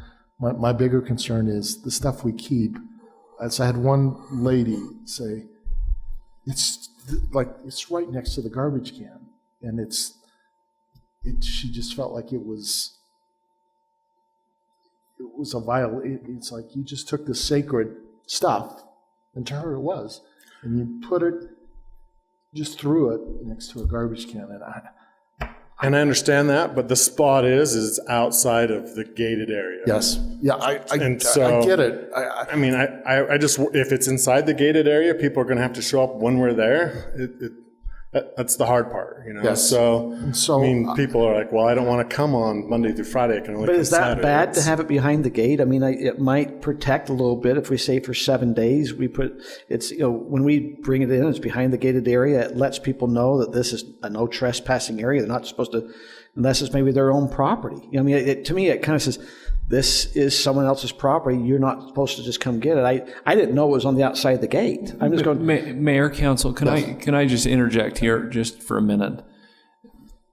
If we decide to do this, I think the best solution would be have something at the cemetery, a Connex storage unit, and we will be there for a short amount of time when people can actually get things. The problem with putting it behind the gate is because we just, there's so much going on behind that gate with equipment and different things that I would prefer not to have the public back there. That's the reason we put it out there, not just for convenience for them, but just so they're not in the way of trucks, loaders. I mean, we do a lot behind those gates that I'd prefer that the public not be back there. So I would recommend that we do it off-site, not at that location. So in putting a Connex in the cemetery and saying... If that's what you would like to do to keep it more safe well, anyway, that's my personal... And this is, I have no vote, but I personally really like the idea of having... Can I just ask another question? Because I saw this on Saturday, and I thought it was a little bit concerning to me.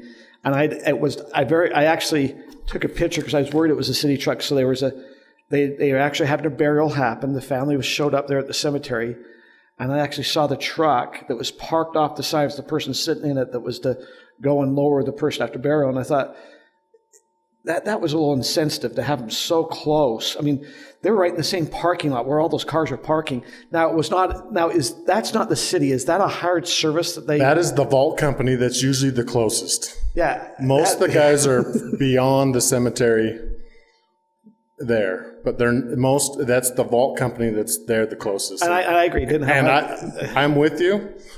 They have no feelings there. I mean, everybody takes it different. Some people want to be there when it's lowered. Some want to see the vault door go on. Some people don't want to know what happens after they leave. And it's a balance. I mean, some There's people... no good answer. Yeah, well, we have asked them to stay out of the sight of the families, to be respectful until they have left and then come in and do what they need to do. So our guys have been told to do that.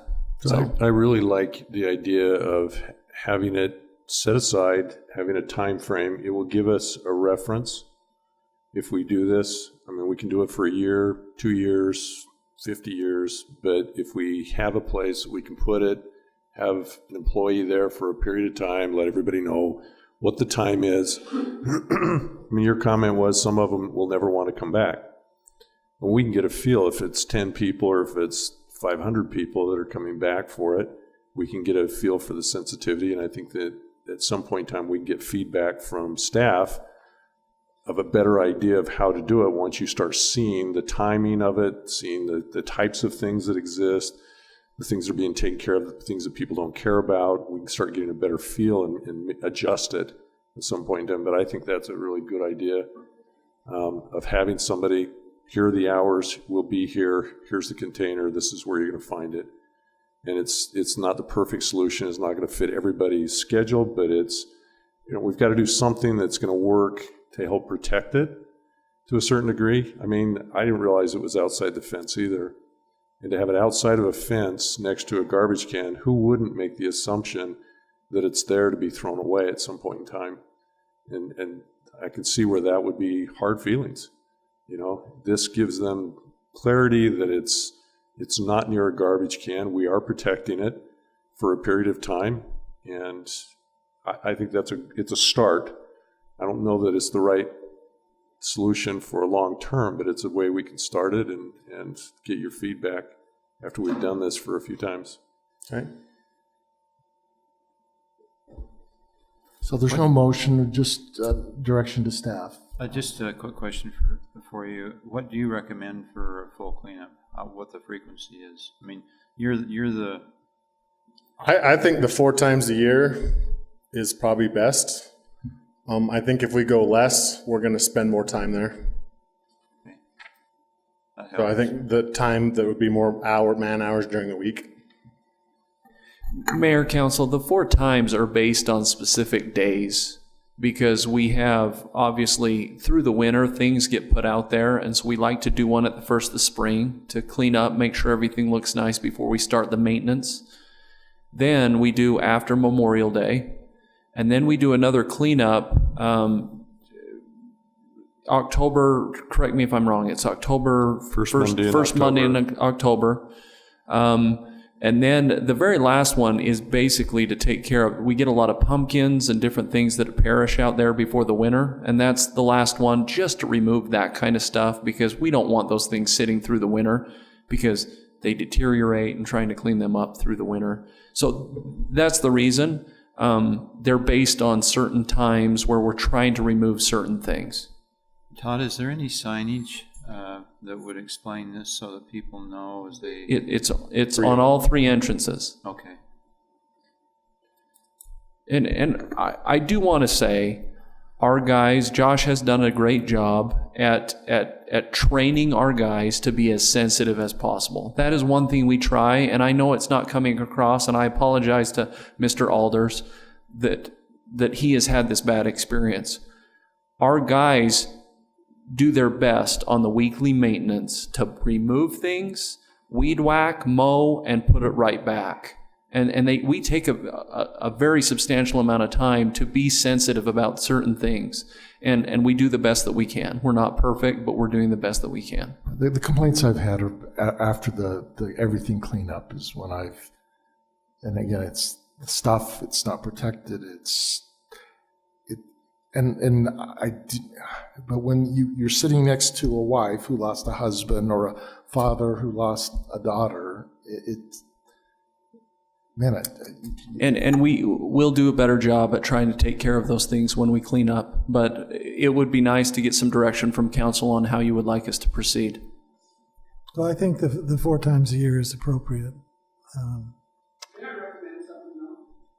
The signs say cleanup. You need to say total removal, because when I look at my headstone and it's all within the spot and plastic flowers that I keep dusted off every day, to me it's clean. It don't need to be cleaned up. So you tell me it's a total removal, then make sure it's a total removal, and Christmas ornaments aren't blessed because Christmas is coming up. You can't pick and choose, and that's what's been happening. Very good word. I think the word in complete cleanup, I think that it's plain, everyone knows what's happening. Complete removal. Well, complete removal, probably I think, better is wording. the right word. Yeah. I also like the idea of some kind of a storage facility there. Yeah, if we have people that are going in there and, taking the stuff and selling it, that's wrong. So we need to. I support that suggestion. But we need a recommendation as to how you'd like to do that, because we're not on the ground. You face the issue, and I agree with Todd. I think that you guys do the best you possibly can, and it's a very sensitive thing. And we've heard this before. This has not just happened to Tim; it's happened to others. And so, it's you obviously don't do it on purpose, yeah. and so we need to do the best we can. But I think we need to have a recommendation. So direction is staff, keep it 4 times a year, and let's look at how to retain it in a safe way. And change the sign. With the new maintenance building, why couldn't you design a little place in there to do this?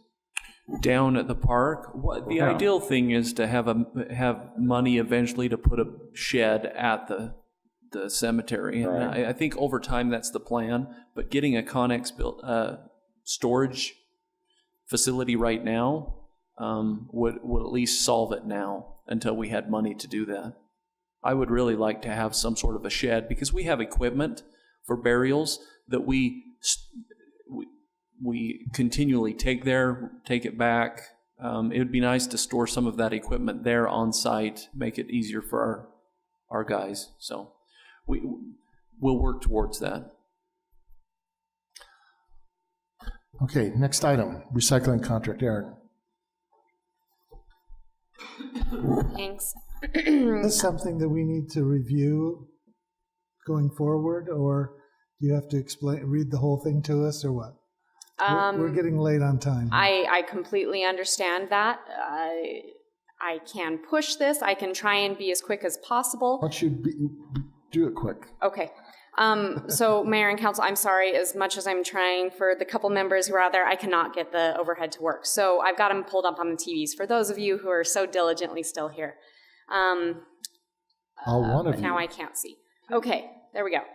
No, I'm on cemetery. Recycling contract. So to give you some background information to make sure that we're all on the same page, there are 3 different ways that we are charged money for garbage. So Republic Services, we pay them to haul our garbage from our residents' homes to various locations. North Point charges us tipping fees for all of the garbage that that Republic takes from the homes to North Point. And then we do have costs that are within that garbage department or the budget for the salaries and the benefits and, the cost of sending out the bills, that type of thing. As far as revenue, what we get from garbage are the can fees, that you pay on your monthly bill for your first can, your second can, your recycling can. Our garbage is taken to North Point Transfer Station, who then sends us, the city, a bill for tipping fees. In contrast, our recycling is taken by Republic Service to a place called Rocky Mountain Recycling, where Republic actually pays the tipping fees, and that's what is in our contract right now. As we've kind of talked about this before, the average cost for those recycling tipping fees has increased dramatically. So from 2015, when we first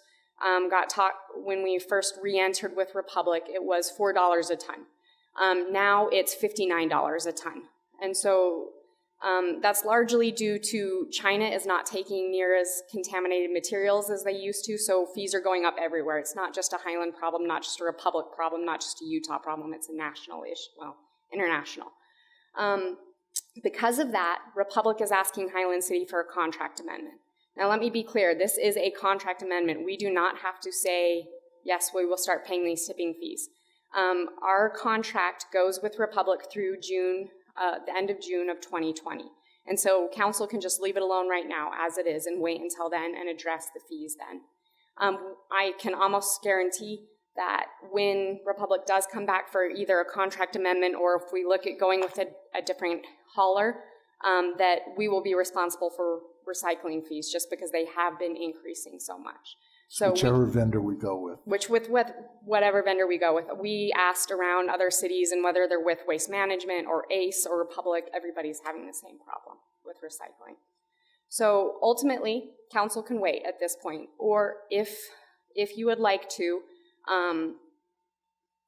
possibly amend our contract with Republic some way, this is what staff would recommend. First, that we would enter into contract with Rocky Mountain Recycling and we pay tipping fees for them, essentially what we do for garbage with recycling. The city does run more risk that way if, while the tipping fees are $59 a year, if they jump up to $70, we would have to eat those costs, whereas Republic, we could lock in $59 with them or something.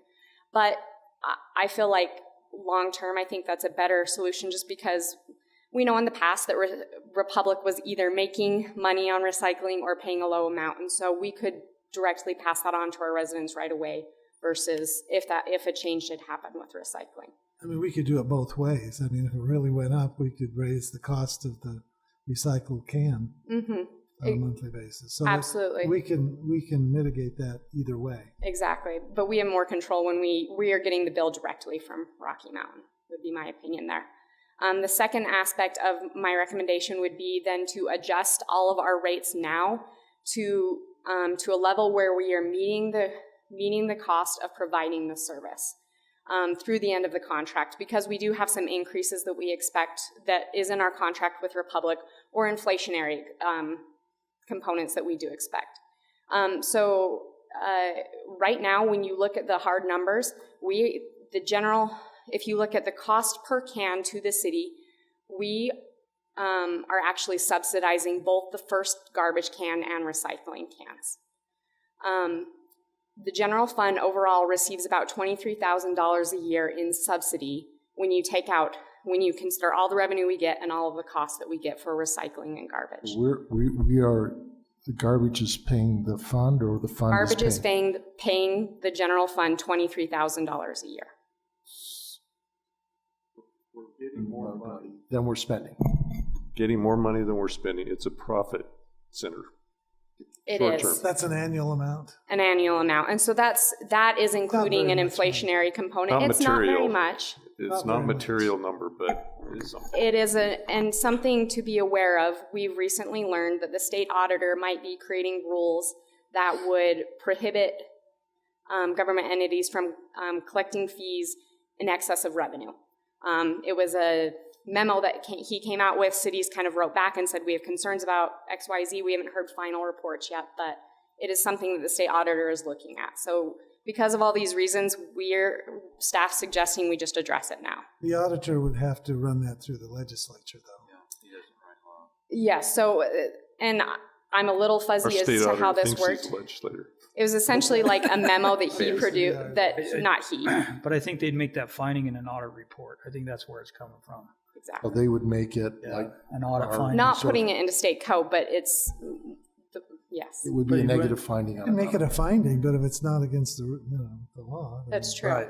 I mean, it's not our intent to do that, but. Right.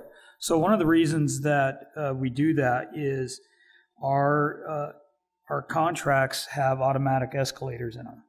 And so instead of changing rates every year to meet the escalator cause, the decision when we signed the contract with Republic was to keep it where it was so those costs could just be absorbed.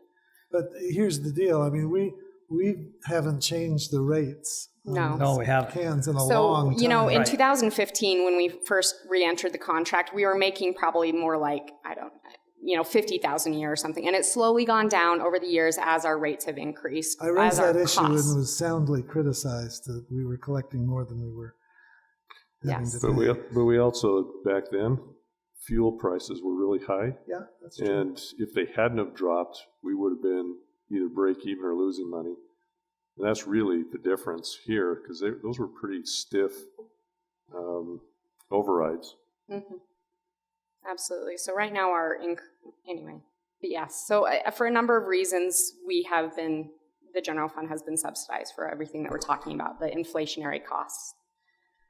When you look at the numbers, ultimately, I guess this is what matters. So again, if council wants to address rates and start paying for recycling at this point, we would recommend adjusting all of the rates to be what the cost is to the city, so that essentially the subsidy goes away. Now, please be aware that that's $23,000, as you are all well aware, does impact our general fund, and we would need to figure out what to do about that.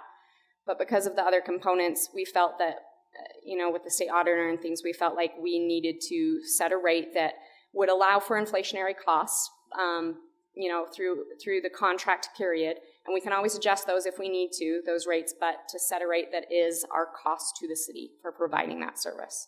Aaron, one thing I would note, it appears that the regular garbage has been subsidized in recycling, and I think we shouldn't have garbage subsidized recycling, which is what you're proposing.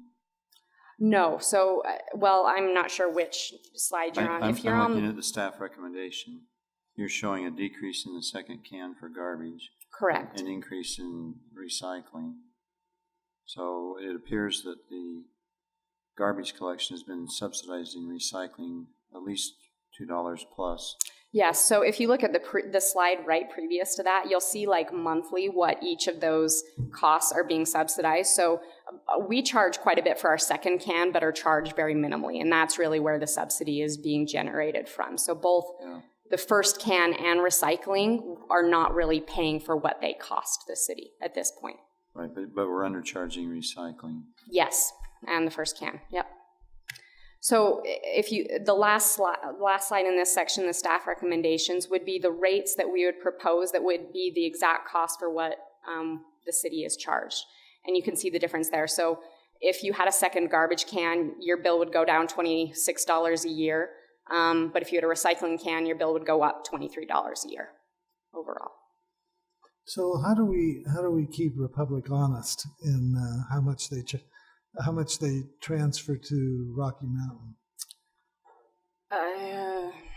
Well, we would see exactly the bill. We would see the bill. Just like I guess with North Point right now, they send us a bill and they send us a tonnage report, right, with that bill. And so we would enter into a contract with Rocky Mountain Recycling to send us the same type of a bill. Republic essentially takes They just haul for us at that point. the blue cans to that location. Rocky Mountain weighs it, sends us the bill. That's what we would recommend, yes. And right now, they just take it, and then part of their contract requires them. Actually, this is probably a little bit more accurate if we want to keep people honest, this is closer to doing that. It is, so, but again, council can choose not to address this because we are in a contract with Republic Services. Till June of 2020? 2020. So next really, year. next year, Right. towards Year the and end a of half. this year, we're going to have to do an RFP with other haulers and So go through the that one thing we process. would not recommend is adjusting a fee where there's out of cost expenses to the resident now, and then knowing that we're going to have to do that most likely with a contract in a year and a half. Does that make sense? I'd hate to do it twice in a year and a half or a year apart, whatever it is. So you're just saying, don't adjust the fee and then adjust it again later. Right, so if we want to adjust the fee, we can adjust it internally here, so we do that, but I wouldn't charge the residents more today, I'd wait till the and contract. then in a year, raise it again, because we have a new contract. Does that make sense? One of the problems, I'm not sure I understand, Nathan, because the proposal is to adjust the rates, and depending on your configuration of how many garbage cans, how many Yeah, that recycling, would adjust. it's going You're to correct. adjust the fee. But overall, most people have a recycling or a garbage can. If you're like me, I have two of them. But so I don't know overall. That was just a caution that I would have. So are you proposing then accepting your recommendation to alter the fee so that we're no longer subsidizing the garbage? No, so what we're saying is there's two options to consider. One, do we just maintain the status quo with the current contract? Or two, if you want to adjust the contract, this is how we would recommend doing that. No, we'd have to still negotiate. You're just asking Yes. if we basically. Basically, I need to know, do you want me to adjust the contract? And if you want us to, this would be the rates that I would recommend to you unless I get other. But if we were to go through that negotiation, the council would have to approve whatever. Oh, yes, you'd have to approve the contract and the rates for sure, So you just want to know first, do you want us to negotiate or not? Right. Yeah, at first blush of these numbers, Thanks, should we that pursue helps. something? Sorry. If we're going to renegotiate now, why wouldn't we negotiate for a longer period? If we're going to open it up now, why not? Well, we'd be negotiate it? negotiating with the recycling, not with Republic. They have a contract Both. Right. for another year and a half. Yeah. I So need to be unless quiet. they're willing to say, we're willing to give up our contract, that's why we wouldn't do it. Republic is locked in, and we're locked into them That's for the another year and a garbage. half. So unless they chose not to, you're saying open everything up. Well, no, if you don't want to negotiate garbage, that's fine, leave garbage where it's at, but we ought to adjust the rate so we're not subsidizing the recycling. Right. And if we're going to open up for recycling, why wouldn't we extend the recycling contract for more than a year and a half? Do you mean the hauling It's contract the with same- Republic? It's the same company that do Whatever's both. involved in recycling, why wouldn't we go for a longer period so that we don't have to come back and relook at recycling in a year and a half? If Do we. it for 3 years instead of. Not that I can speak for Republic, but if the city was willing to take on the recycling costs, I would bet that they would be willing to look at a longer term. Rather than, you're saying the deadline in June 2020 when our contract is up with So Republic. would we have to rebid that and go? Yeah, I'd be interested to see if they'd be interested in doing only one can every other week.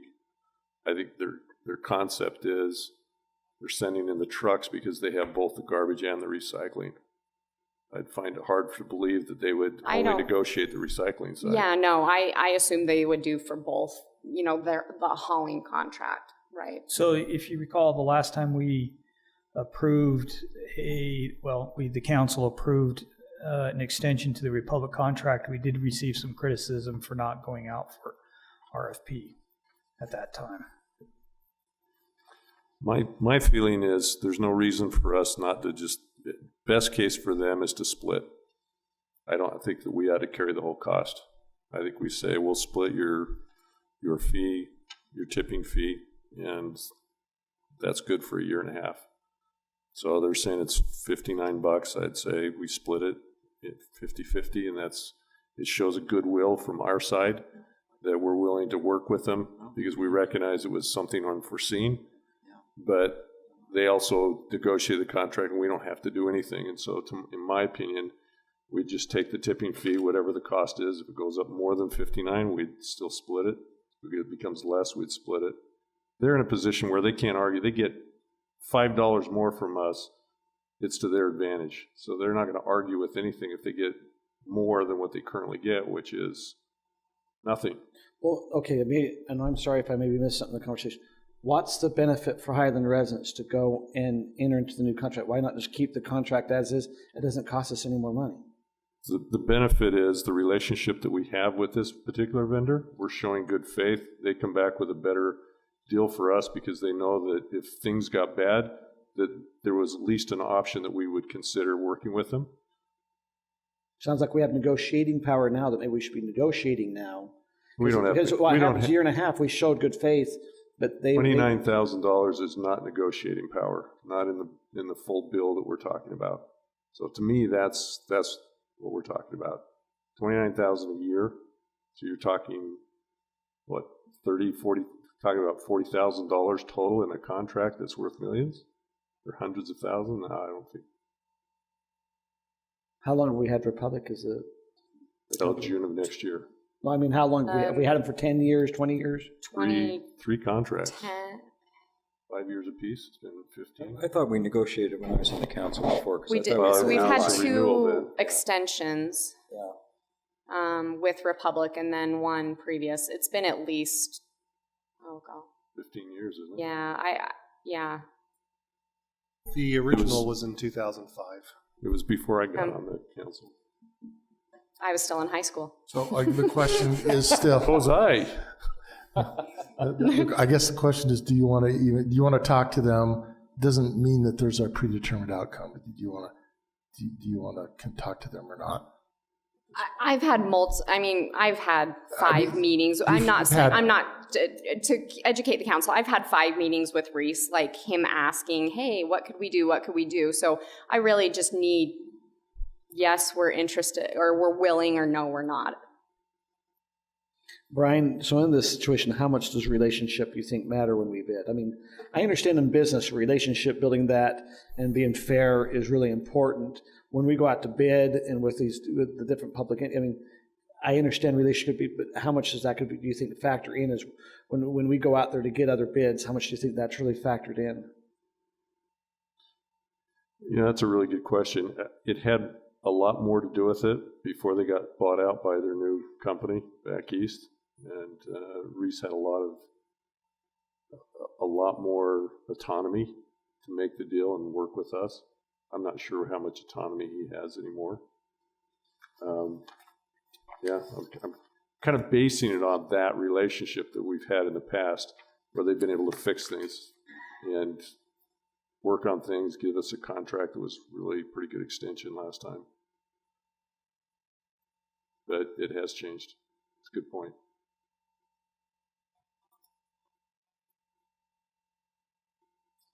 So I'm just, from my standpoint, that would be as far as I'd be willing to go, as half, if we do anything. I don't know that we even have to do anything.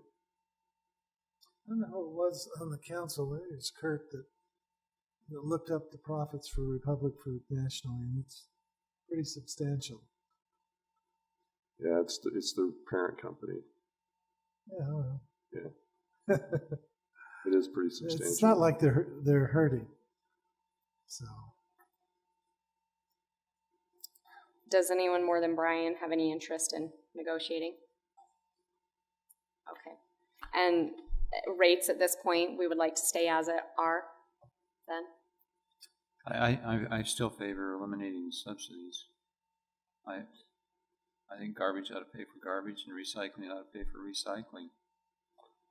Does the subsidy include the fact that there is no, are we calculating the tipping fee in that and the no tipping fee on the other side, on the recycling? Okay. So come back with a recommendation. Yeah, on can we rates? run some numbers Yep. and see, so we know how many recycling cans everybody has and how many garbage cans they have, and see how that would balance out like we did with the PI and Storm? Don't you have the garbage count already? The cans? Yeah, It's that's right been here. part It's of on the there. analysis, but we can double check. And, you know, now that I'm not thinking about paying for recycling tipping fees, I'll relook at them. It's almost 2 to 1.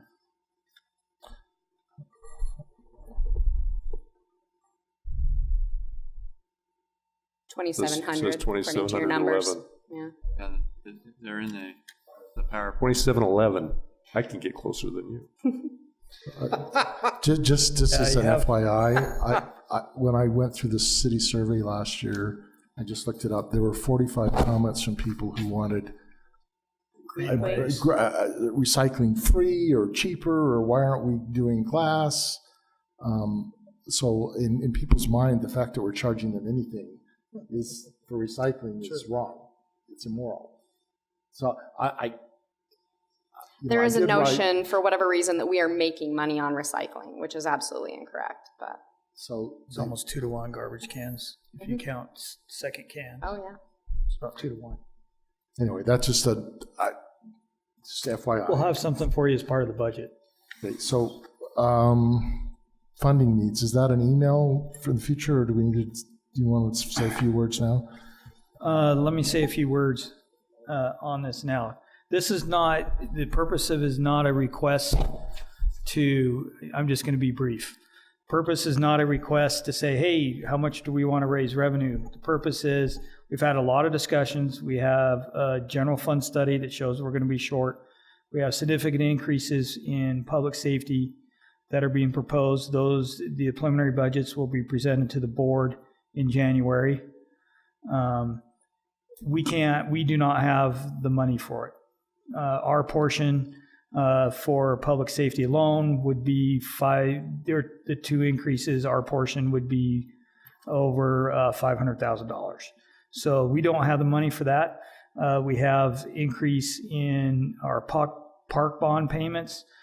We've had a lot of discussion on, do we want to do a public safety fee? What kind of things do we want to do? The whole purpose today was to say, okay, if we want to do this, we have 5 months, well, basically 4 months until we have to approve preliminary budget, and 5 months before we have to do final budget. So if this is something the council wants to do, we need to start educating the public. We need to have a council subcommittee that gets together, determines how we're going to do it, how much we're going to do, public involvement plan, all that kind of stuff. So we can continue discussion, but we need to keep it as staff, we need to keep this at the forefront in your minds, because we can't make a decision on May 2nd we won't have enough time to educate public and do our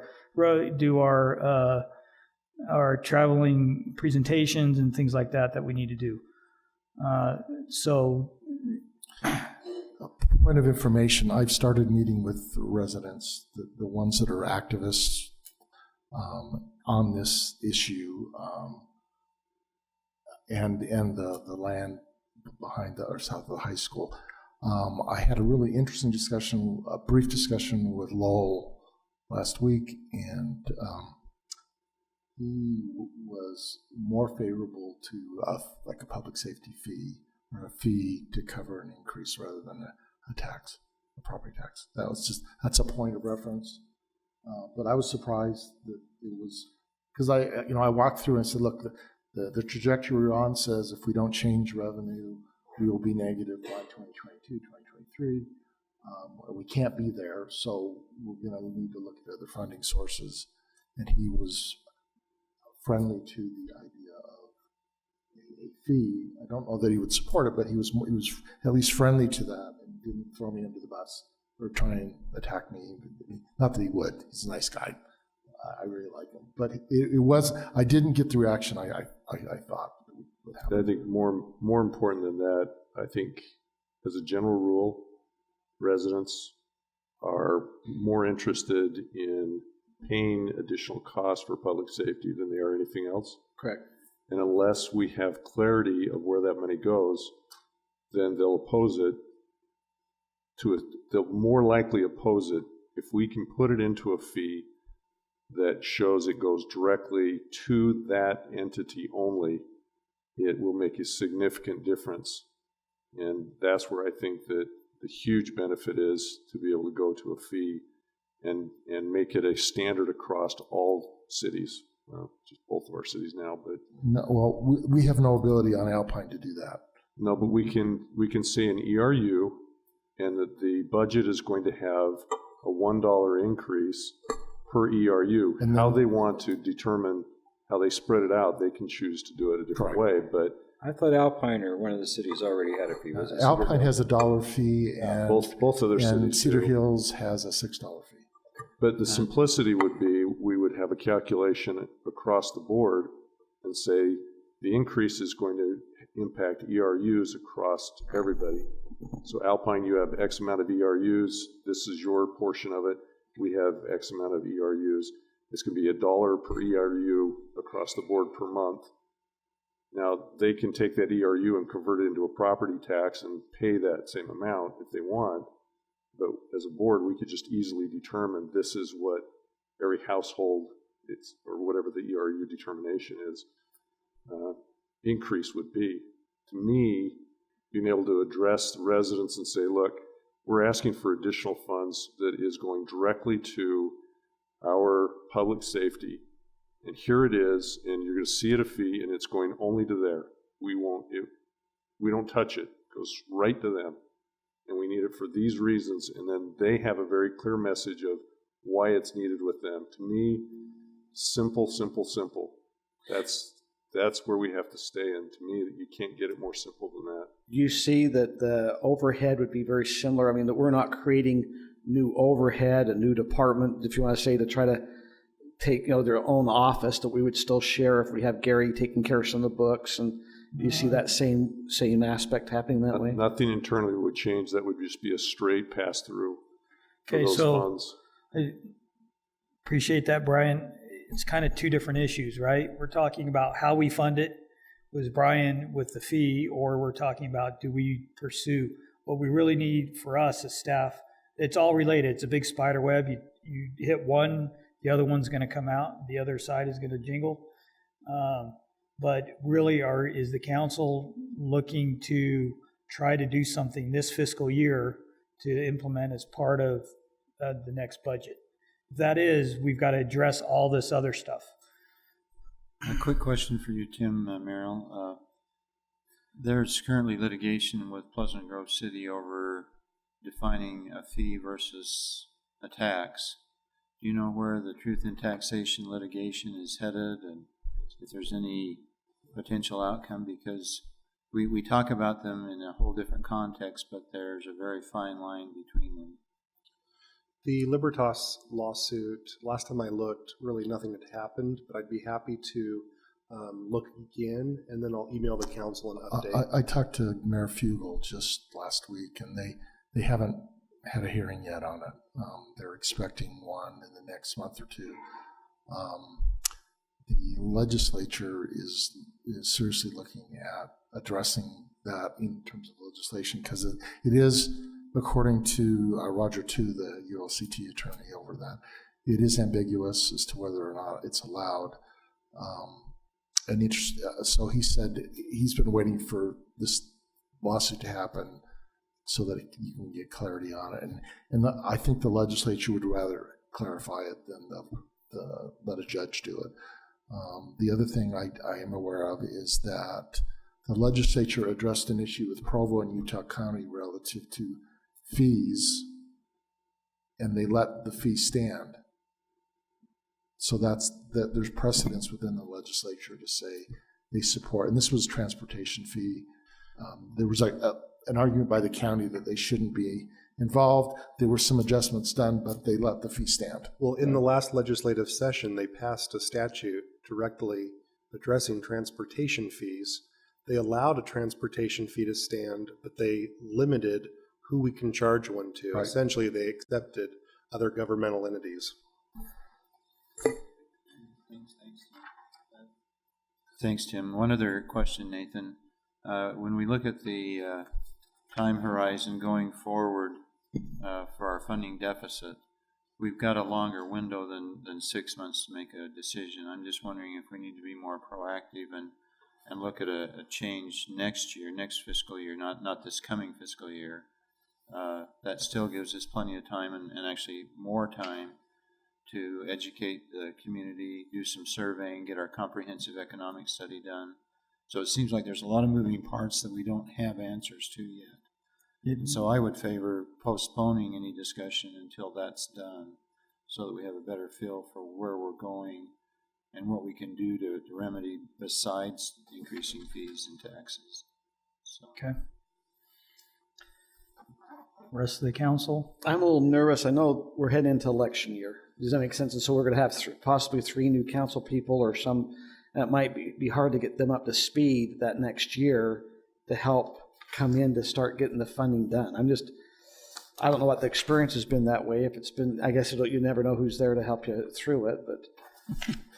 There is a learning curve, and I've thought about this. I think there is value to doing these kind of changes during an election year because then the public gets to talk about it. I recognize that it's a lot easier to say no new taxes or no, than it is to support it. The public is much more friendly, and I'm much more friendly saying take less from me than more. But I think it's a good time to have that discussion, right? I mean, there's pros and cons to doing it this year. The other pro is if we do it this year, we're not kicking the can down the road and making the cost bigger, right? And if we implement it with a fee, you can always adjust the fee down if you find other revenue sources. You know, Mayor, one thing that Kurt was just mentioning is the sales tax issue on our zip code. I would rather put more effort into getting our own zip code so we can tie down internet sales, and that may in itself may generate some additional revenue. That may, and actually, I was surprised at this, but when we ask Alpine whether one of our big deficits is Walmart.com, and our theory was, well, if we had our own zip code, we would get Walmart.com money. But Alpine gets zero Walmart.com money. And then we learned how the tax is distributed by the state and by the sellers. And I don't know that there's probably some money, but the fact that they're getting zero Walmart.com says if we think we're going to get Walmart.com money by getting our own zip code, that's not an answer. It's not a good expectation. Nobody in Alpine shops at Walmart. I was going to say that is an excellent point. However, people in Highland do. So, looking at my own shopping pattern, I think we need our own zip code too, and I don't think there's any reason I'm just saying not to have a zip code for Highland. We're 20,000 people. We need to get our own zip code. I'm not opposing the zip code. I'm just saying, if our expectation is we get a zip code and we're instantly going to have a lot of money, I think that's not a good expectation based on what we've done so far in terms of research. So, Mayor? Yes. Can I make a comment really Yes. quick? I just want to jump in and just, from my standpoint, and I think Chief Thompson feels the same, I'll let him speak for himself, but the money, the issues that we're having this year and the increases the police department is asking for is all based around personnel. It is critical, and I've gotten word back from officers that are just waiting to see what's going to happen this year. So I'm afraid if we put this on hold and we wait for next year and try and do it a little more, as Councilman Dennis was saying, take a little more time doing it, I think we're going to lose out on a few things. I do think there's opportunities now. I think we're running a little bit up against the deadline to do it, but I do think I'm willing to put in the work and the legwork to make this happen. I think Chief Thompson's the same way, but it's not something, we've kicked this can down the road for the 6 years that I've been the chief. And we've made slow, small increment increases while departments and agencies around us have made larger increases, and we're behind the curve. So just pushing it down the road one more year is not something that I would be in favor of. Of course, we can talk about this in front of the board, but you guys need to be aware of it also. One caveat I would add there, and I don't disagree. If you've got personnel issues that require funding, that's a major issue. But the general fund is currently running surpluses. That's going to start to shift, but that's not going to shift this year, unless I'm not seeing numbers correctly. And Gary, you could update me more. But last year we ran a surplus in excess of the 25% net allowed by state statute, and so currently there are extra funds. Whether it would meet all your demands, I don't know, but there are extra funds, and so I'm not sure that what I said would imply that you can't address personnel increases that need to be addressed. We may not be able to do everything, but I think that's part of our stewardship to make sure we sharpen our pencil. Particularly, and Chief Thompson, I haven't had a chance to visit with you, but if we've eliminated a third of our facilities, somehow we've got to cut costs commensurate to that change. We can't continue to carry a lot of extra overhead. And again, that's speaking very ignorantly on my part, and I plan to get with you as quickly as possible. But we've got to look at serious cuts that may not be necessary. They may be likes, but they may not be needs. And I'm not, again, that's coming unprepared in terms of what you want to present to me, and I apologize for that. But I think we've also got to have sharp pencils when it comes to the issues, particularly with the fire, because again, that's an area where we've made a significant change with Cedar Hills leaving. We've got to make sure that that's being addressed properly. And again, that's totally unprepared on my part, and I apologize for that. But I think that's an area where we've got to look at. With all due respect to that comment, that is the purpose for needing to meet with the council members, and that offer's been out for several months now, and I understand schedules are hard to meet. To put it very bluntly, have sharpened the pencil. I believe we have some issues that if we start looking at cutting, we will we'll find ourselves back in a predicament that we were in prior to me coming on board.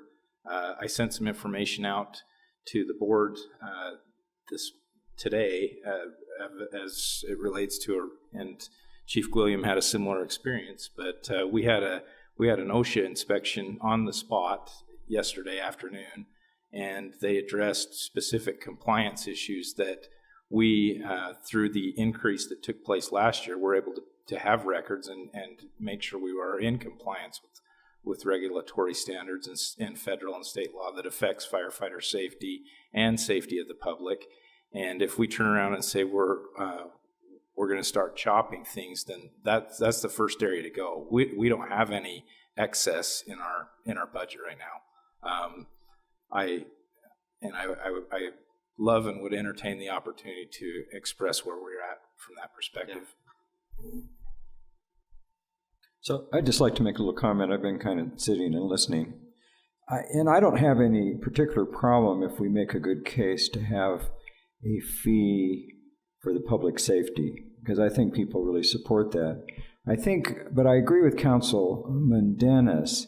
If we're going to look at the whole picture, I think we need to get the economic study and different things done because we want to look at the whole sustainability of the city, basically. And, we've got some developments that are coming on. There's lots of other things that are happening.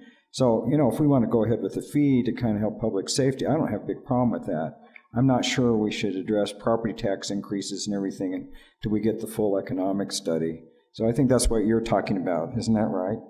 Right. Yeah, we've got a lot of information coming in, and I think that'll be, if nothing else, that provides good data to provide to the residents so they understand what we're doing and why we're doing it, rather than just going forward with a fee increase. I think we need to make sure our homework's done. to justify that. And I think that's part of what we need to have done before we do that. That also feeds into the general plan update as well. Any other comments? All right, please let staff know if you're interested in looking at the revenue for this year, whether it's a fee or a tax or anything. Personally, I think it's something that we need to do. I don't know how, I don't know the number, but from what I've learned and gathered, we're getting our bond payments are going up $143,000 over last year because of the structure of the bond. So there's a hit right there. You've got inflation, and you've got some public safety increases that they will tell you why and whatever. And those are all things that we can't fund with the revenue that we're getting today. So my personal view is that we should look into it and ask staff to do that. But that's my personal opinion. You're welcome to weigh in now or call Nathan and talk to him the next week or so. But if you're opposed to it, then okay, Ed is. It sounds like you're not opposed to a public safety fee, but a property tax. No, I'd like to, before we do property tax increases and that, I'd just like to look at the surplus and the all over thing. I mean, this study we had, yes, I think was very helpful, but I think it's fairly pessimistic. I'd just like more information from the economic study. A fee for public safety, I mean, I campaigned on having better public safety. I'm not opposed to that. And I think I would recommend looking at that pretty carefully. Okay, so public safety fee, you're okay to look at? I am okay with the public safety fee.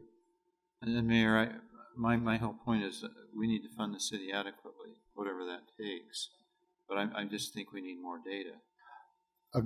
I'm a data guy. I always like more data. Yeah. But if you have an immediate problem, then that has to get addressed too. Okay, next item, real quick. I think you'll be pleased with. I'm pleased with the survey. Thank you. So very quickly, we will not go through the survey tonight. So I've passed out physical copies of the updated version based on, I got some feedback from Mayor Mann that I incorporated in. And so I will send you an electronic copy tomorrow, and then I'll give you a date on there as well as to when I need final comments back. But I did want to talk to you about methodology tonight quickly.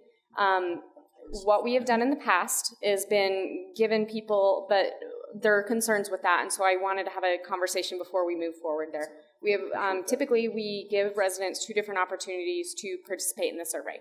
First, we send out a paper survey with our bills and newsletter and inserts, and then second, we do an online version where we advertise it, in the emails that we send out to our online bill customers as well as the website and our social media. I have identified a couple of different survey tools that will allow, one of the concerns with online surveys that I completely understand is that people can take it over and over again. So I have identified some tools that allow us to keep that from happening. There's a small fee of around $300 depending on which tool I decide to.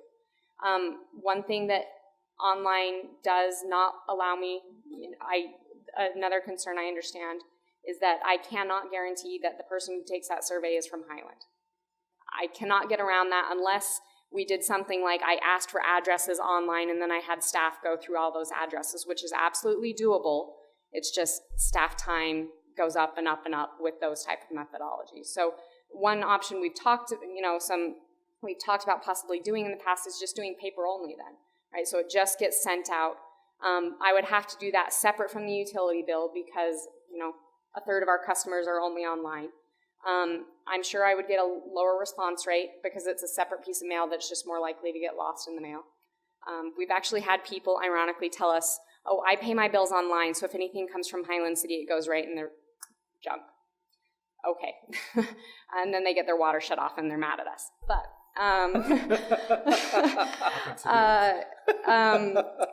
that'll cure that problem real quick, though. That was an amazing argument.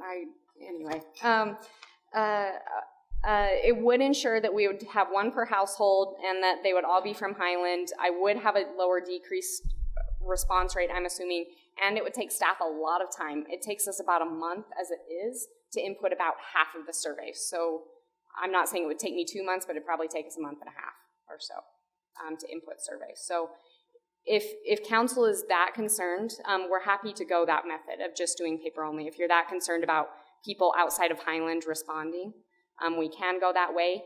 It just will take a lot longer, to be honest. I appreciate your effort on this. I guess on these questions, I think I'm just looking through them. I think they're pretty good. I don't know what statistical analysis you can make of them. I know Councilman Dennis has been a little concerned about that. But, there's like some questions on 16, what's your gender? Why does that even matter? And in this world of PC, I'm not sure that's a good question to even ask. We did have somebody make a comment once that they wanted an open category there, actually. Yeah. I remember that one, just because it was I'm just. So any demographic questions, essentially I use them for two purposes. One is to validate the results. So I would use this to look at a census and say, okay, so the census tells us there's about 50-50 in Highland, male to female. And then if my survey results come back close to 50-50, then I know that I can more confidently represent my survey results onto the general population of Highland. That's the first way I use demographic. The second way would be to do what we call cross tabs with the information. So for there's some library specific questions. So maybe Donna would want to know, okay, what do females want to see in the library versus what do males? For whatever reason, maybe that's something she would find helpful. Those are the two reasons that demographic questions like a male-female question are in there. I want love novels. That's what I want in the library. Apparently love novels. There was a time when we were accepting any donations, including some pretty, they're called harlequin romances is the proper term for them in our library. Totally me. A few still hidden away that we're working on getting out. But I'll pass it on for you, Brian. Maybe, when we clean them from our collection, I'll bring them to you. Awesome. Thank you. But I guess, so is there any appetite to do only paper or any comments about the methodology at this point? I think you should do both. So we'll move forward that way. I'm going to go through the questions one more time and just make sure I feel good about them from the survey training that I have, and then I'd invite you to do the same and go from there. So the intent is to have this go out with the February. So around the 20th. 20th is the hard date. I'll give you all that information in email. Please know, I do have survey training. I do the best I can. Overall, this is a relatively cheap survey compared to a lot of what other cities do to get their resident surveys because we do it in-house. We get a really good response rate compared to other cities. Yeah, we do. We got as many or more than AF did when they did their survey. I did it 300 times last year, so I was hoping that the survey would be good. Yes. People have way too much time on their hands if that's the case. You need to go run more, Brian. I would entertain a motion to adjourn to executive session. So moved. Second. Gone.